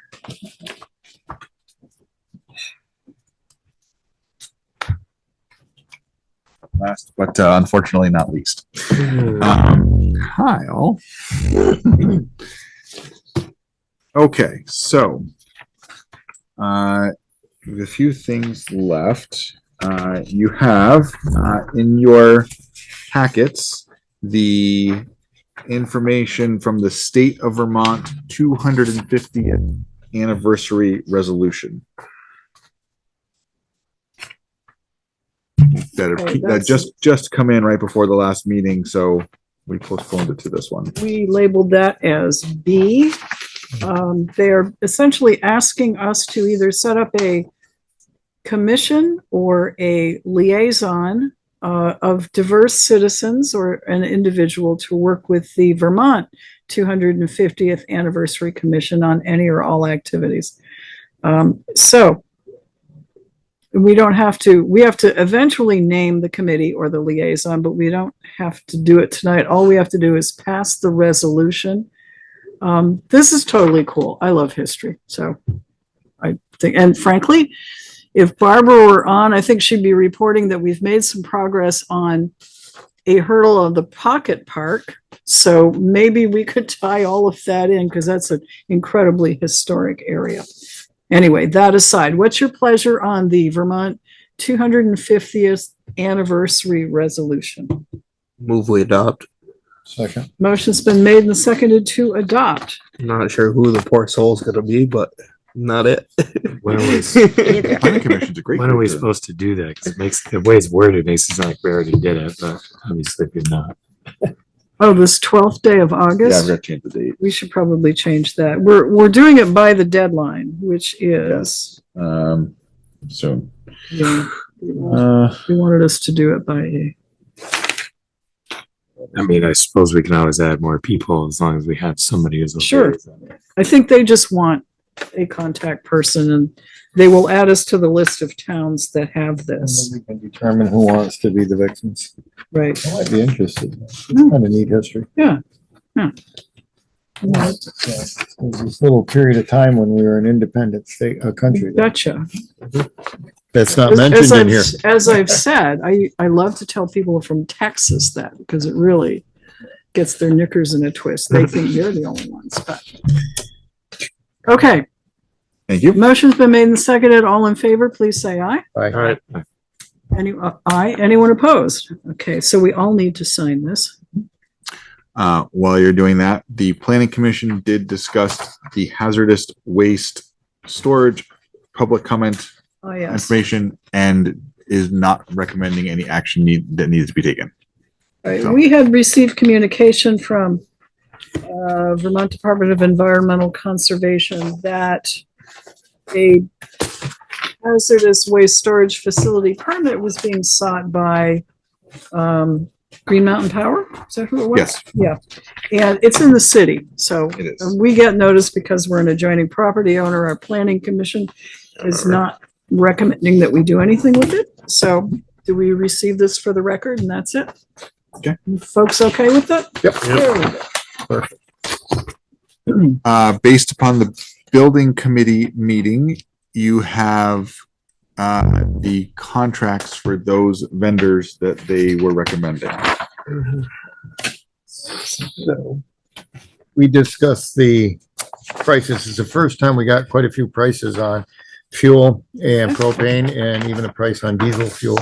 But we do not purchase any off-road fuel in bulk. It's usually done at the local stations. So after a lengthy discussion, Kurt and I and Bill discussed this in different goods and bads. And we would recommend that we go with Johnson Energy for our fuel heating oil. Primarily because they are the only concern that puts a cap on the price sale charges. The pricing was kind of similar. Some of them had, I think, well, maybe it was the propane that had the limitations. I think it was different things. So we would recommend the going with Johnson's for our heating oil needs. Do you want to do them separately? Why don't we do them separately? This is Johnson. Oh, I'm sorry. I should let you finish your motion because somebody has to sign. Mary will be signing on behalf of the town to commit to Johnson's delivering fuel to the town. Second. Motion's made and seconded. Any discussion? This is a maximum cap, 40 cents per gallon over Johnson Energy cost on day of delivery with a maximum capped rate of 2.999 for the contract period. All in favor, please say aye. Aye. Aye. Motion carries.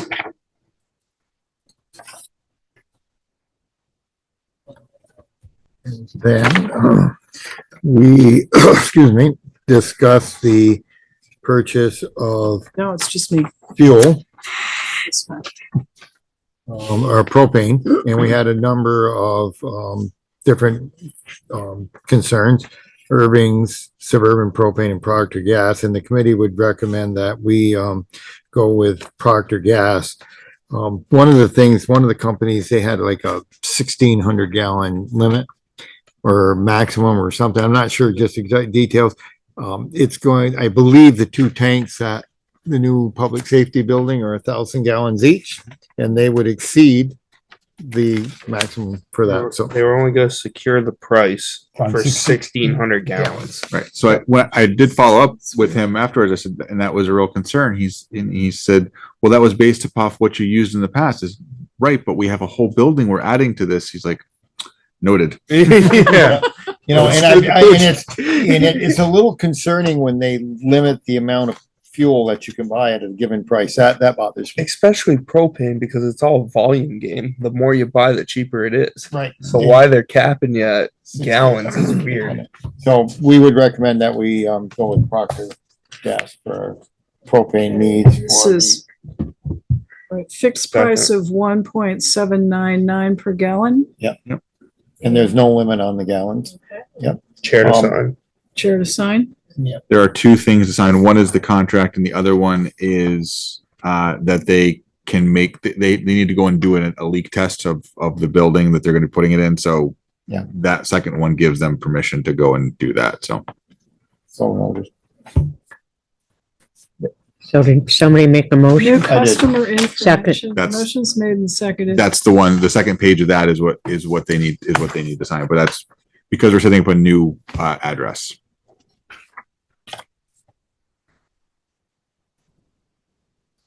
No, it doesn't. What's it say? The application is for propane delivery and service only. It doesn't constitute a pricing contract. Credit terms are 30 days for approved open accounts. Minimum delivery is 100 gallons or fill for tanks that hold less than 100 gallons. Procter Gas is not responsible for runouts or freeze-ups if we can't access the tanks. If your home is unoccupied, including vacation or rental homes, your heating system fails, or if the propane is not the primary heat source, customers must provide safe and adequate access for us to service. This is for new customers. We're not a new customer of them. The building is. Oh, no. Yeah. It's we as customer are the applicant. The town of Rutland is the applicant. Yeah, the new, I don't know, they require a new one for a new service address. Yes. Yeah. Maybe. I don't know. And there's nothing in here about going in and. That's the next page. Mary's missing a page. No, it's here. Second page. I agree that they have my permission to any property which I own, rent. Oh, jeez. You need to reword that a little different for towns.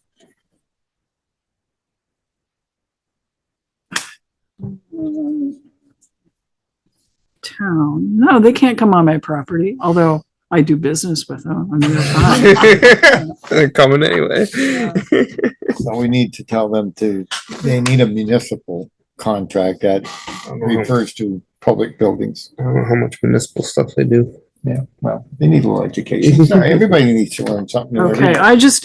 I took out which I own, just said which is owned by the town of Rutland.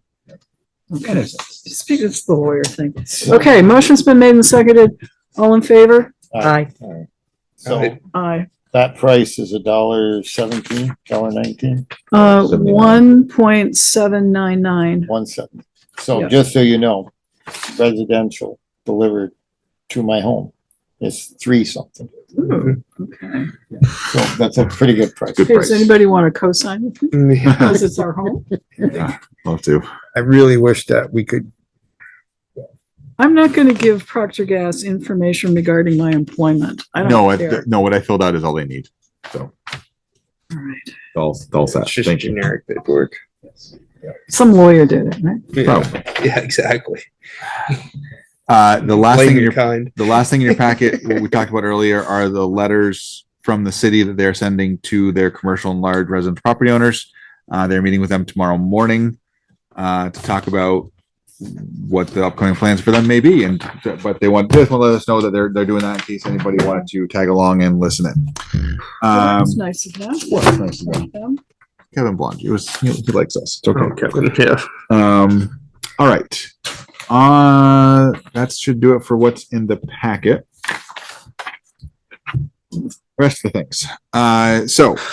We recently were invited to the grand opening of the new Eco Car Wash in 7 South. I did go down there and with much fanfare. It was ribbon cutting and everything out front, and it was very nice. Very nice place. People were there, lined up, ready to go. So it's that's Free open car washes, right? For a donation? for donation. Yeah, yeah, Good and for they're them. doing some discounts to start off with. So yeah. Did we no. do a letter to them? I have the ownership has been changing, so I don't know who to send it to at this point Okay. because that's so. You can just send it to Eco Car Wash. There will be a letter, yes. Down at whatever Um, address they're at. I got them their release of maintenance agreement. They're much happier with that than they are with the other letters. I know, but we need to like Yes, close. it will get there. We did get the estimate for the remodel for downstairs. You guys have a copy. I showed Mary a copy, but also, and it took Robert Clark pulling teeth to get, or not Robert Clark, Ed Clark, pulling teeth to get that one. So that's what we got. That's kind of our benchmark at this point. So Phew. Discuss how we're gonna pay for it. that's a great discussion for the building committee to have to go over that. Okay, so this goes to building committee Yeah. or, Yeah, they have their copies. okay. I said before, I did reach out to Joe Anthony from the owner of the mall, and he and sounds like a couple other people will be coming to the meeting on September 24th. Okay, good. He has added some interesting guests to that invite, so we'll see what comes of that, but that could be interesting. We talked about the build risk policy, the Stantec contract. In your green folder is that reimbursement request for the state. I think it's number 4.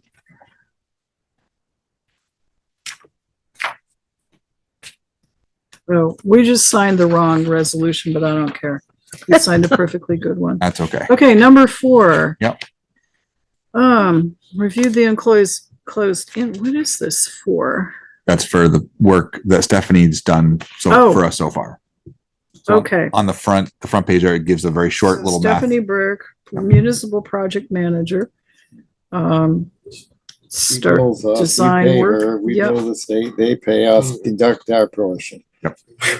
Yep. Efficiency at its finest. Just send us $650,000, we'll build a sidewalk for $350 and keep it balanced. But we're not gonna talk.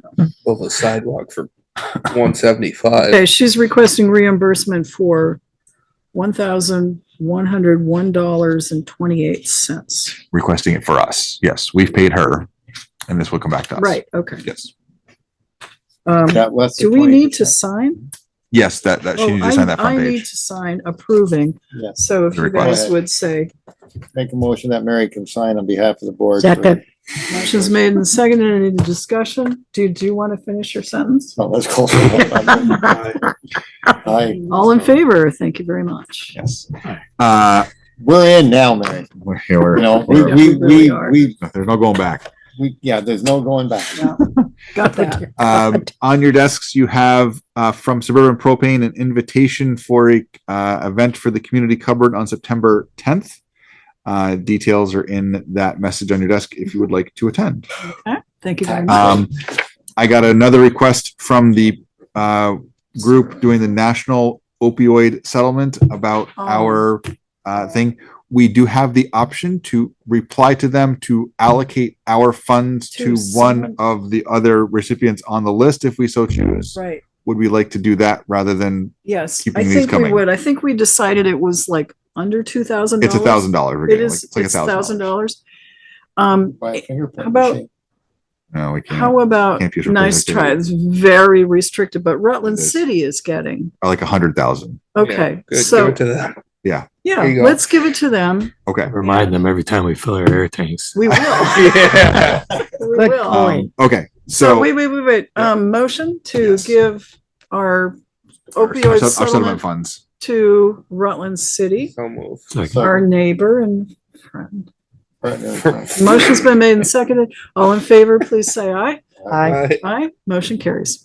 After 9 o'clock, this group goes to hell in a handbasket. Sometimes before 9 o'clock. demolition on the pad out front of the building will be done Friday, and a new pad will be poured on Monday, and they're going to have a temporary ramp covering it so people can walk across it till it cures.